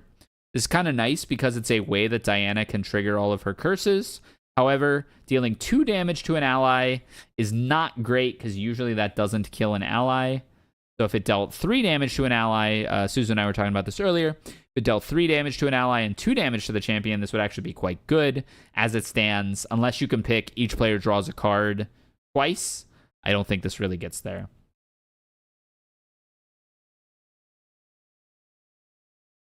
You can do it on their end step to trigger creeps. Yeah, and then they can't use the card, likely. Surging Bolt, Mage Spell, slow, imbue 3, deal 3 damage to target champion. If it's imbued, deal 4 damage instead. It's a burn spell. Arisana might run it in that burn deck that we were looking at. Decent. 3 mana, 4 damage. Pretty good rate to hit a champion with. Slow, though, kind of sucks. Hub of Innovation, 3 cost, Guardian Crossroads domain. On enter, draw a card into your memory. This is great in the Jimmy Lee Tony style deck where you just want to stack domains. There's a water one that reads basically exactly like this, except it costs 2. It's also quite good. Gear Shift Block, 3 cost, fast. Guardian Skill Reaction. This card costs 1 less to activate. The next time damage would be dealt to target ally you control this turn, prevent that damage. Pretty good. There's already Deflecting Edge, though. So, like, I think this is a 2-mana Deflecting Edge in most cases, and Deflecting Edge is 1 mana, sometimes 0 mana. Don't think this really makes the cut. Great for limited play, though. Dodge Roll, 1 cost, fast, Ranger Skill Reaction. Prevent the next 3 non-combat damage that would be dealt to target unit you control. That unit becomes distant. Again, talking about distant enablers. Ones that give you card advantage seem better. Seems pretty bad. 1 out of 5. Charge Mannequin. Okay, this card is absolutely overpowered. This card's nuts. 2 cost, 1/3 Warrior Automaton. As long as you control a power cell, it's a 2/3. 2 mana, 2/3. As long as you control a power cell. Again, that wind or water or both Automaton allies deck is going to be very strong. This will be a 4 of in that deck. Bertha, Spry Howitzer, 3 cost, 1/3. Ally, Ranger Human. Fast activation, ranged 2. Class bonus, level 2, on enter. Look at the top 5 cards of your deck. You may activate a Ranger action card with reserve cost 2 or less from among them without paying its costs. Put the rest on the bottom of your deck in any order. Not great, only because it doesn't have good targets. This is a very strong card effect, but I don't think it has the targets. You could, like, you could false step, actually, if you were level 3. You can, like, reposition. You can do stuff like that. It's decent. It's a 1/3 with range 2. You could give itself distant with the card that it finds. I don't think it's great, but I think this has a lot of potential as they release more Ranger action. Best target is Backstep because it replaces itself. Yeah, then it'll be a 3/3. 3/3 that draws a card, which is very good. You look at the top 5, too. It's kind of hard to whiff with this. I think this card might be... You do have to be level 2+, though. I don't think this card's bad. I just don't think this is like a 4 of slam in Ranger decks. But I could see this making its way in as like a 1 of or 2 of in like an allies-oriented, mid-rangey build. Yes, it does not go in a level 3 deck. Yeah. Yeah, I agree with that. Gloamspire Mantle, 0 cost, Umbra, Assassin Accessory. Tristan bonus on enter. You can pay 3 to make an Ominous Shadow. Umbra Element Fantasias you control have Ambush. That's pretty good. It lets all of your Shadow clones retaliate when the opponent hits you. That's quite good. I imagine it makes its way into the material deck. I don't think there's much thought involved here. You probably put this in your deck. Emerald Pistol, 1 cost, 1/2. On enter, materialize a bullet card with material cost 0 from your material deck. That's good. You get the twofer. So if they killed all your weapons and bullets, you can materialize this and Turbulent Bullet in one go. Yeah, this seems pretty good. 1/2. I agree with that. Yeah, I think this might be the best gun we've seen and probably is the best gun in the set. Ceremonial Stormblade, 0 cost, 1/1. Warrior Sword. On enter, put a durability counter on it for each wind ally you control. Ooh. Because Lorraine wants this, right? Wind allies Lorraine's better Sword of Seeking. This is a good card. Yeah, solid. Vapor Jet Shield, 2 cost. Regalia item, Guardian Shield, unit link. It's attached to target unit. Class bonus, if damage would be dealt to linked unit, prevent 1 of that damage. Whoa. This is really good. It could be fracturized, but this is really good. Yeah. I think this, like, Nico loves this. It does cost 2, notably, so, like, yeah, I guess say Nico loves this, because Nico can kind of self-mill, too. Tenoris might run this in, like, a late-game control version of his, like a water domains Neos-oriented deck, or, like, again, the Automaton deck might run this. This makes Lightweavers ping for 1. This does a lot. This is a very strong effect. I just don't know if 2 cost makes the cut. Surging Bolt. All right, here's the Divine Relic from the set. Mercurial Heart. We have an ad break. I'm going to use the bathroom.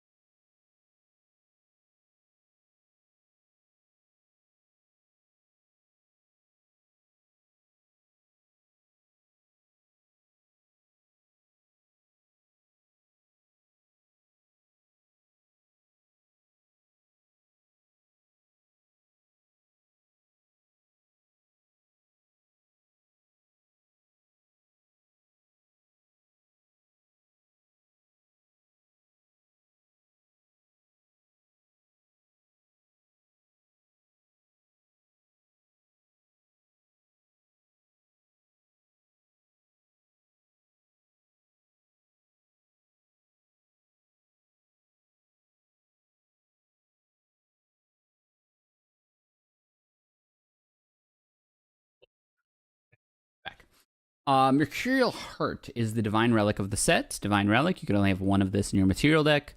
On enter, put a buff counter on target automaton ally you control. It is notably a power cell. I think this card's good. It's really hard to justify putting this in as your Divine Relic, though, rather than a GCR or even a Quicksilver Grail. But I do think it's a very strong card, and I do think there's a case that could be made that you can just slam this in there, and like if your deck's aggressive enough, the GCR doesn't matter. I'm really curious how this Automaton Ally deck will play, and I kind of fully expect to lose to it at the regional. Yeah, it's a power cell. Like, I think it's close. The fact that it's close in that, obviously it's only in that deck, but like the fact that it's close in that deck is big. Yeah, you can sack it for the big dude. You can just use it for the stuff that cares about power cells being out. I definitely am curious how that deck's going to play out. That Automaton aggro deck, because that's something I'm scared of that I'm going to need experience again. Framework Sidearm. 0 cost 1/1 gun. You may pay 3 to activate this card from your material deck. That's actually good. Yeah, it's good because unlike the dagger that you can do this with prep counters, you need a gun to use a bullet. You don't need a dagger to attack. Really? You need a gun to use a bullet. So this, if they kill your gun, this gives you a backup way to shoot, especially like as Diana. I think it's very playable. The material deck is so cramped, and putting this in the side takes up 3 slots. That's what becomes really hard. But I definitely think it's a consideration in material deck. Tristan, that's just her CSR. Fragmented. Reflect the Skies. 3 cost, slow, cleric skill. This card costs 1 less to activate. Put the bottom 4 cards of your deck on top of your deck in a random order, then glimpse 2. Ooh. I don't think this is terribly good, but this is a neat card because it means all the cards you glimpsed to the bottom come back. I'd very much like it if they made it such that you could use bullets without guns. Maybe even just as part of Ranger. This is way better than it reads. So, correct me if I'm wrong, but when you star call something, you have to put the other cards on the bottom of your deck, right? Yeah, okay, I thought so. That is why this card is good. Yep. Totally agree with that said. If you glimpse into a grip of good star call cards, you can only cast one of them, and you have to put the other ones on the bottom. So this is a great insurance policy against like clumped star call card. I think you run like 1 or 2 of this in a cleric deck. Flip Away, 2 cost Umbra, Ranger skill reaction, fast with Imbue 2. Target unit becomes distant. If Slip Away is imbued, that unit also gains stealth and spell shroud until end of turn. Yeah, this is good. You definitely use this because, again, like giving yourself stealth is nice because you can like dodge Tristan's garbage. There's going to be decks where you care less about false steps to damage reduction and instead want Slip Away. And even though Slip Away costs 2, you could sub this out for false step probably. You want the spell shroud because Arcane Blast still kills you through false step, but this would protect you. That makes sense. Bolster ranks, 3 cost Neos, fast. Card costs 1 less to activate if you are a Guardian. Choose 1, summon an Automaton drone token with a buff counter on it. Put a buff counter on each ally you control. I don't like this. 2 cost 2/2 or 2 cost 2 cost 2/2 or 2 cost whatever the winds. Attune with the winds. I don't think I like this card. False Step is a better general card, and this replaces it in the side deck. Yeah, makes sense. This is just the CSR version of that card. Regular version of that card. Regular version of that card. Regular version of that card. Oh no, we looped around. All right, the Dolphin. Seaside Ringleader. Water, 2/2, Tamer Human. Class bonus, element bonus, 2. Banish her from your graveyard. Draw a card into your memory. Until end of turn, animal and beast allies you activate this turn, enter the field with an additional buff counter on them. Card's very good if there's a water tamer deck, which I think the Allen deck might be base water. Notably, people talked about using this with Nullifying Lantern. Notably, that does not work. Element bonus checks on activation and resolution, and because banishing her is part of the cost, not part of the effect resolution, she gets the water element back when she leaves the graveyard as part of the banish. You can't use this with Nullifying Lantern. But if you are water, this effect is certainly good. Even just the reload after she dies, like replacing herself after she dies, is good. Hailstorm Guard, 6 cost fast. Guardian reaction. This card costs 2 less to activate. The next time damage would be dealt to your champion, prevent it, and then put an amount of cards from your deck into your graveyard equal to the amount of damage prevented this way. This is cool. This is going to be the gold promo. No, it's not, right? Oh, yeah, this is... No. I don't think this is the gold promo for... Except it's something like this is. Good card. Little expensive, but 4 cost block anything. 4 cost block anything is... I don't know. I can't really rate this card. I want to say it's bad, but I could totally be wrong. I don't know. It really depends on what the payoff is. I think it's too expensive. The preview guy who got this did a thing where it's like, okay, Fireball. Okay, I'll Hailstorm Guard and I'll put 24 cards into my graveyard. Wow, look at all this floating memory. And the opponent just goes, oh, Fireball again. And you just die before you can use it. And I think that's probably how this card is going to play out most of the time. Fractal of Rain, 2 cost, Fantasia Cleric Fractal. You can imbue it. At the beginning of your recollection phase, if it is imbued, target player puts the top card of their deck into their graveyard and it is reservable. Well, this is strictly better than Deep Sea Fractal. But that's about it, right? You imbue it, and then you get a mill every turn, reservable. So, like, if Merlin is still doing, like, refracting missile stuff, this is really good for her. Water. Oops. How many more do I have? Not too many more. Okay, we'll go quick. I gotta finish up.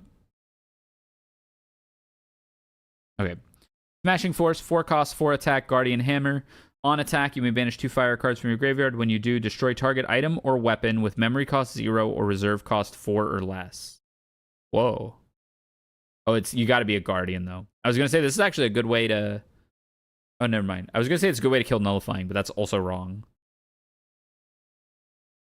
This is cool. I mean, this is versatile. I don't know what Fire Tony deck runs this. I guess maybe the Fire Tony domain deck runs this as a means to deal with items. Reduce to Ash, 3 cost fast. This is going to be a promo as well. 3 cost fast, destroy target item or weapon with memory cost 0 or reserve cost 4 or less. This is very good. Fast way to deal with Nullifying is really, really good. Definitely going to see play in like erupting style decks, as well as even just like Fire Lorraine, who wants to make sure she can use her like Rending Flames and stuff. Charged Alchemist, 2 cost, 2/1 Mage Automaton. Class bonus as long as you control Power Cell. This is +1, and your champion gets +1 level.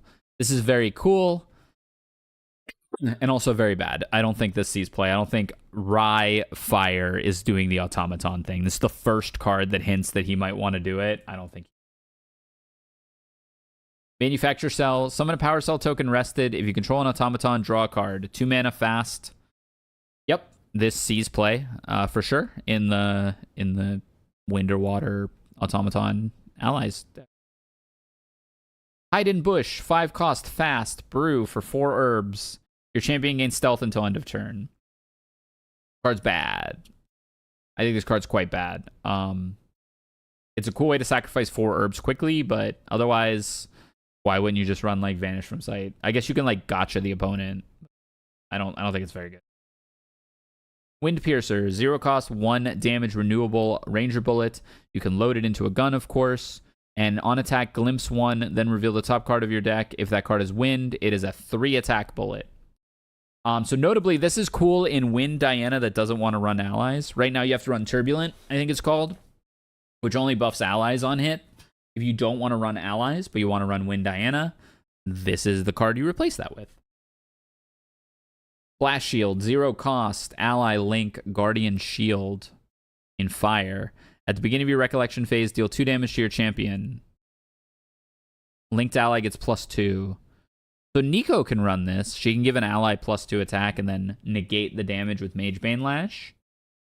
This card's very bad, though, in general. Like, I guess what you can do is... Oh, so what you can do with this is you can put it on... Oh, no, but you take the 2 damage immediately. I was going to say you could dodge it by, like, cremation ritualing the ally.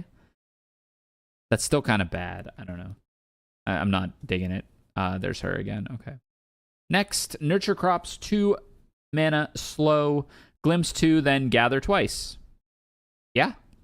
I think Cleric runs this for sure. It's slow, which kind of stinks, but I think Cleric runs this. Again, I don't know the ratios or anything like that, but yeah. Cordelia, this is her non-CSR art. Just as good, honestly. Windbless Ragefinder. 2 cost, Ranger Automaton 1/1. On enter, another target unit you control becomes distant. If that unit is an automaton, put a buff counter on it. Class bonus, Floating Memory. Nope. This falls into that camp of 2 mana, distant enablers. I mean, again, Wind, Ally, Automaton, Diana, maybe. Maybe this is run in Tenoris, Wind, Allies, Automatons. If you also have a non-class bonus ranged automaton, because this does do a lot for that, but I don't know. Seems like it doesn't make the cut. Naya, we already saw. Imperial Apprentice, cute art. Excuse me. 2 cost, 1/2, Mage Human. Whenever you activate a spell card, you may banish a card with Floating Memory from your graveyard. If you do, draw a card, and she has Floating Memory. This is really good for, again, Water Merlin and Water Rye in, like, conjunction with Naya and stuff like that. Frost Shard, 2 cost, slow, mage spell, water. As long as your champion has leveled up this turn, you may activate this card from your graveyard. If you do, banish it as it resolves. Whoa. Flashback? Deal 2 damage to target unit. If that unit is rested, deal 3 damage to it instead. Hey, there's a way to start constructing a wind condition. This is a way to start constructing a wind condition in, like, Water Rye or Water Merlin. This is pretty good. If you self-mill this, you don't care. You just have to have leveled up that turn. Honestly, in the Water Rye variant, you might just run Innervate Knowledge and go up and down and stuff. I'm really excited to build that Water Rye deck. I think it'll be fun. I don't think it'll be good, but it'll be fun. Enthralling Visage, 2 cost, fast, Guardian skill reaction. The next time damage would be dealt to target unit this turn, prevent 2 of it. When damage is prevented this way, banish target card in a graveyard. This seems a little too narrow. It's like mixing 2 cards. It's a subpar block and a subpar graveyard banish effect. So I think this one doesn't make the cut. Turbocharge, 3 cost. As an additional cost to activate this card, sacrifice a power cell. Draw 2. Whoa. Yeah, I mean, hell yeah. It's a little slow. And in an ally deck, you probably don't want to be doing this, but, like, that's really good. There's definitely a home for this. Like, we're going to see this card for sure. This is really good. Tonic of Remembrance, 3 cost. You can brew it with 1 catalyst and 1 adjuvant, so 2 herbs to brew it. Class bonus, if you're a cleric, banish it to return up to 3 cards from your memory to your hand. That's neat. Yeah, Norm cremate your power cell. I also don't think this card's terribly good. You could also run, like, fire automatons and, like, cremate the automaton that makes a power cell when it dies, or you run the one that, you know, gives all of them that effect, and then you cremate one and make a power cell, and then you cremate the power cell, and then you just, like, have 1,000 cards in hand and win that way. I could see that happening. Maybe that's how you do it with Rye. Ooh, wait, that might be a deck. Rye, fire, automatons, and you just, like, build up a huge hand. Oh no, but, like, Fireball does no damage unless you're arcaning. Never mind. Ignore me. I think that you would be erupting. You would be erupting in that, but then you got to run a bunch of norms, so that doesn't work either. I don't think that's a deck. Never mind. This card sucks too. Savage Smash, 4 cost, 4 damage, Floating Memory, Guardian Sword. Sure. I mean, whatever. It's very vanilla. Not much to say about that. Power Cell. Novice Healer. 3 cost, 2/2. Cleric Human. On enter, recover 3 if you're a cleric. This card stinks too. Imperial Spy. 3 cost, 2/1. Stealth. On kill, put a preparation counter on your champion. Decent. Decent. I don't think it's good enough, but very close. Engineered Slime, 2 cost, Pride 2, 2/2. Whenever you sacrifice a power cell, choose 1. Put a buff counter on it, or it gains Spell Shroud until end of turn. Also, don't think this really gets there. This is adorable, though. Oh my god, look at this art. This is really good in the, like, Automaton Tamer deck, so Alan, right? This is Alan only, basically, but not bad. City Protector, 3 cost, 2/2. Foster. When you foster, make an Automaton drone. This already exists as a 2-mana 1/1 and sucks, so I don't think 3-mana 2/2 makes it better. Making the Gundam gives this a bunch of buff counters and Spell Shroud. Oh, true. Gundam Allen. Charged Hunter, 3 cost, 2/2. Range 2. On enter, if you control another Automaton ally or a power cell, she becomes distant. So 3-mana 4/2 Automaton. Decent. You got to be a ranger though. So this is like Wind Diana automatons. Cell Assembler. On enter, you may pay 2 to summon a power cell token rested. So 4 mana 2/1 summon a power cell. Based on the other stuff we've seen, I don't think this makes the cut because it doesn't do anything else. Bandage Wound, 2 cost, fast, recover 4. Okay, so this is a fast cure without floating memory that always triggers. That's bad. I don't think you use that. I think this is Memento Mori, 0 cost, Regalia item, Guardian, Ranger, Accessory. Whenever an ally dies, put a prize counter on it, banish it to draw 3 cards. You can only do this at slow speed if there are 6 or more prize counters on it. Sure. This Water Diana board control deck would run this for sure.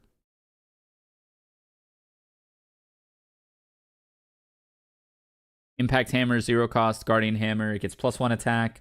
Whenever a unit uses this weapon for an attack, deal 3 damage to it. 0 mana, 3/2. You take 1. You take 3 when you use it. I don't think so. This like fire race concept, I'm not a big fan of. Clockwork Music Box, 0 cost, Hindered. Class bonus, whenever you activate a harmony or melody, you may banish it, and then you can bring it back later. That's kind of cool in like Erupting. Oh, but you have to be a tamer. Card's alright. Yeah, you can like attune with the winds twice and stuff if you're a tamer. I'm sure there's good cards to activate with it. Tristan Shadow Dancer, Tristan Lineage. Tristan can level up into champions of the same base level. When she does, draw 2 cards. On enter, banish the top 4 cards of target opponent's deck face down. As long as they're banished, you may play them, ignoring their element requirements. Card's very strong. Again, it's going to depend how fast or slow Tristan is. Notably, she can't go into any level 3. She can only go into the other Tristan level 3 because all level 3s in the game right now have lineage on them. So she can only go into the other Tristan level 3 right now. Still good. You get to draw 2 cards. You make a stop along the way.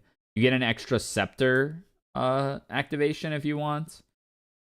I'm sure a deck is going to use this. You can also screw your opponent over by getting 4 of their cards if you hit some of their key cards, right? Like combo decks that run like 1 or 2 ofs that they need to resolve probably don't exist while she's in the game. Innervate Agility plus this, right? Yeah, you could really like eat away at their crap. Neat idea for sure. Powered Arms Master, 2 cost. You wouldn't do this on enter when you leveled again? Why? If you leveled down into level 2 and then back up, you would do it, right? I guess you're saying go into the other level 3 and then level down into this level 3 and then level up into the other level 3 to draw 2 again. Yeah, I guess that makes sense. 2 cost, Powered Arm Master Umbra 1/2 Ranger Automaton with range 3. Whenever you sacrifice a power cell, she becomes distant. On death, summon a power cell. This doesn't do it. This does everything in the wrong order. This needs to, like, have a way to sack power cells. Now, that said, if you sack a power cell and target her to give her +2, she's hitting for 6. I mean, you can hit hard in this set with power cells. Cultivate, 2 cost, imbue 1, so only one of the cards you pay with has to be wind. For every 3 herb items you control, gather. Then if Cultivate is imbued, gather again. Okay, I mean, it's fine. The payoff for having a lot of herbs. Oh, this is the card that's a promo. 3 cost, Ravaging Finale. 3 cost 6 attack, by the way. Just, it's a heavy swing that anyone can use. Oh, no, I'm sorry. As an additional cost to activate this, banish 2 cards with floating memory from your graveyard. Okay, we're back. For each damage counter on hit champion, their controller puts the top 2 cards from their deck into their graveyard. So it's the mill win con. You mill like 30 for with this or whatever. But you have to banish 2 floating memory to use it. So if Nico becomes popular and this becomes a win con, that Vanitas card becomes a little bit better, the seizure one. In an Enclave, 2 cost. At the beginning of each player's recollection phase, that player puts the top card of their deck into their graveyard. Because both players self-mill. Probably run this in a lot of water stuff. Eternal Dreamer, 3 cost, 2/2 Cleric Automaton. Class bonus on enter Glimpse X, where X is Eternal Dreamer's power. Kind of medium. That doesn't, I mean, it's a role filler, I guess, but it's like it's a nice glimpse enabler that you can use before your Astra. Cell Sharpshooter, 2 cost, 1/3 Ranger Automaton. Range 2. On enter, you may banish a card with floating memory from your graveyard. If you do, draw a card and summon a power cell token rested. Where's the distant enabler here? This is just bad Frostworn. Makes a power cell, I guess. Not super impressed with that. Aqua Vitae, 2 cost. You can brew it with 1 herb. At the beginning of your recollection phase, you put an age counter on it, draw a card. Then if there are 3 or more age counters on it, draw an additional card. So this card plus the other one that ages up potions might go well together. The delayed draw 2. Not too bad. And I mean, you could just 2 mana draw a card, or like sacrifice a Spring Leaf, draw a card. Well, cycle this, I guess. So, nah, it's kind of whatever. I think this is the last set of cards. Scorching Trap. If it's not your turn, you may remove a preparation counter from your champion to activate this card from your memory without paying its reserve cost. Deal 2 damage to target attacking unit, 1 cost fast. Does not do enough damage. I don't think it's good. Powered Bishop. 3 cost, 1/3 Cleric Automaton. If you have 4 more memory, it's a 2/3. On death, summon a power cell token. Maybe some kind of fire automaton aggro. Arisana plays this. I honestly wonder how people learn to read the power level of cards. It feels like so much to take in and understand about balance. Yeah, I fully expect to be totally wrong about at least a dozen of these as well, where I say it's bad and it's good, or I say it's good and it's bad. Because it's hard to tell how a bunch of cards will interact together as well. For example, all of the automatons in this set have some kind of inherent synergy, right? But, like, who knows? You might look at it and be like, oh, this is great when it all comes together, but then you play the deck and you just draw a bunch of, like, 1/1s that brick you. You know? Hard to tell. Potion Infused, Blaze, rest target potion. If you do, it gains on sacrifice, deal 4 damage to target attacking ally until end of turn. Garbage. Kindling Flare, 2 cost, slow, cleric spell. As an additional cost to activate this card, sacrifice any amount of herbs. Deal 1+X damage split. It's erupting herb. This is literally made for Popcat. This card was printed for Popcat. This is the payoff for making a bunch of herbs in Fire Arisana, it seems like. Yeah. This is a win con. You can definitely make enough herbs to get there with this, right? Like, maybe not in Fire. Actually, maybe not in Fire. They might have thought about that, because in Wind... but this doesn't have any class bonus. So, if you could be Fire Wind somehow... Oh! Fire Vanitas... herb herb synergy garbage deck. I can smell the popcorn burning. Wait, that might just be my brain frying. Charge Gunslinger, 3 cost, 1/2 with ranged 2. Whenever you sacrifice a power cell, draw a card, then discard a card. If a fire element was discarded this way, this becomes distant. Holy crap, that's a lot. Amazing art. The brain rot has grown, yeah. Amazing art. I don't think this makes the cut. Again, I think if there's an Automaton Ranger deck, it is water, almost certainly. Sadie, without the CSR art, we already know I'm super high on this card. Mechanical Hair, 2 cost, 0/1. Tamer Automaton Animal Rabbit. Class bonus on enter, put a buff counter on it. As long as Mechanical Hair has 2 or more buff counters on it, it has on attack, banish up to 2 cards in a single graveyard. Okay. Kind of like a Scavenging Raccoon. You play it in Allen, I guess. Or, yeah, because Sylvie level 1 gives you buff counters. So you go Sylvie level 1, Allen level 2. This card probably makes the cut. It's good graveyard hate. It at least makes the sideboard cut. Alcahest. 0 cost, Cleric Solvent. At the beginning of your recollection phase, put an age counter on a potion item you control. If you're level 4 or higher, you can banish this to destroy target item or weapon with a memory cost 0 or reserve cost 4. I don't know how this age counter thing's gonna work. That one I want to see play out.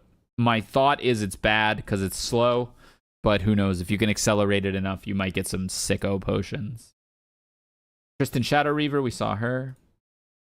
Tristan Scorching Trap. Okay, I think we're done. Oh no, there's this. Lunar Conduit. This card costs 1 cost, Cleric Staff. This card costs 1 less to materialize. Astra. Whenever you activate an Astra element card, this gets a charge counter. Then for 3, you can tap it. As a spell, deal amount of damage to target unit equal to the amount of charge counters on it. Then remove 1 charge counter from this. Okay, that's a win con. And this interacts really well with Prima Materia because it is an Astra element source of damage. This card's quite good. Again, I don't know how Cleric all comes together, but I definitely can. I think I can confidently say Cleric has enough stuff this set to be a deck, but it's going to take a lot of testing on ratios and general strategy. Tideholder Claymore, 2 cost, 5/3 Guardian Sword. Card costs 1 less to materialize. As an additional cost to use this weapon for an attack, pay 10. Reduced by 1 for each water element card in your graveyard. Okay, this is neat. Self-mill payoff. Was that class bonus anywhere? Guardian. Okay, so Sonoris, I guess. Or Nico.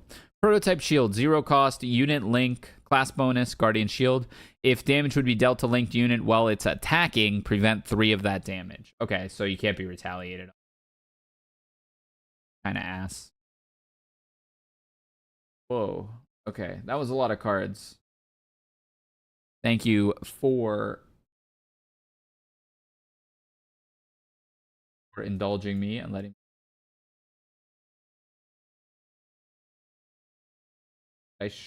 whoa. Is everything? Something's wrong. Oh, I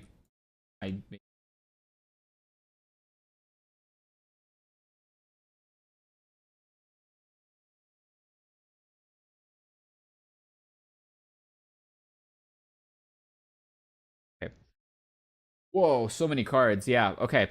So bunch of winners. Like, again, I think we're gonna see a bunch of the current decks stay good. I think we're gonna see Automaton Allies as a very potent threat next set. How it comes together, I don't know. I hope it's not like by and far the best deck because it looks so boring. But it might be the best deck. It might be a good deck. It might do nothing.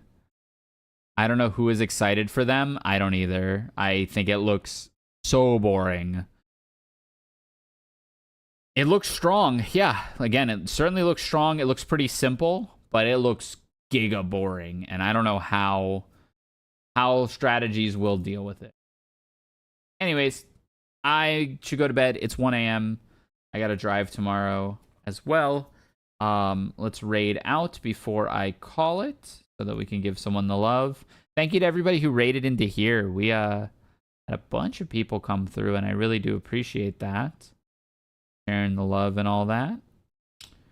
We send it.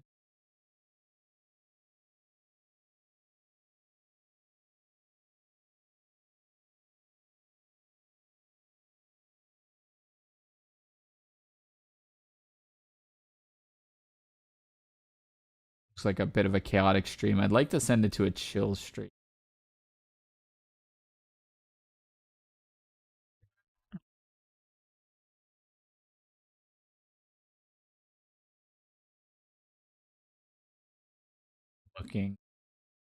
I'm seeking King V2 to raid.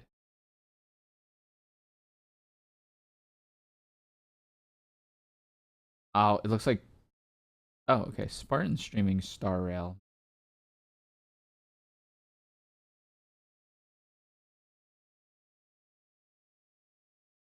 All right, thanks for hanging out, everybody. I won't be live again until probably next week or Sunday, so I'll keep you posted. Join the Discord, follow on Twitter.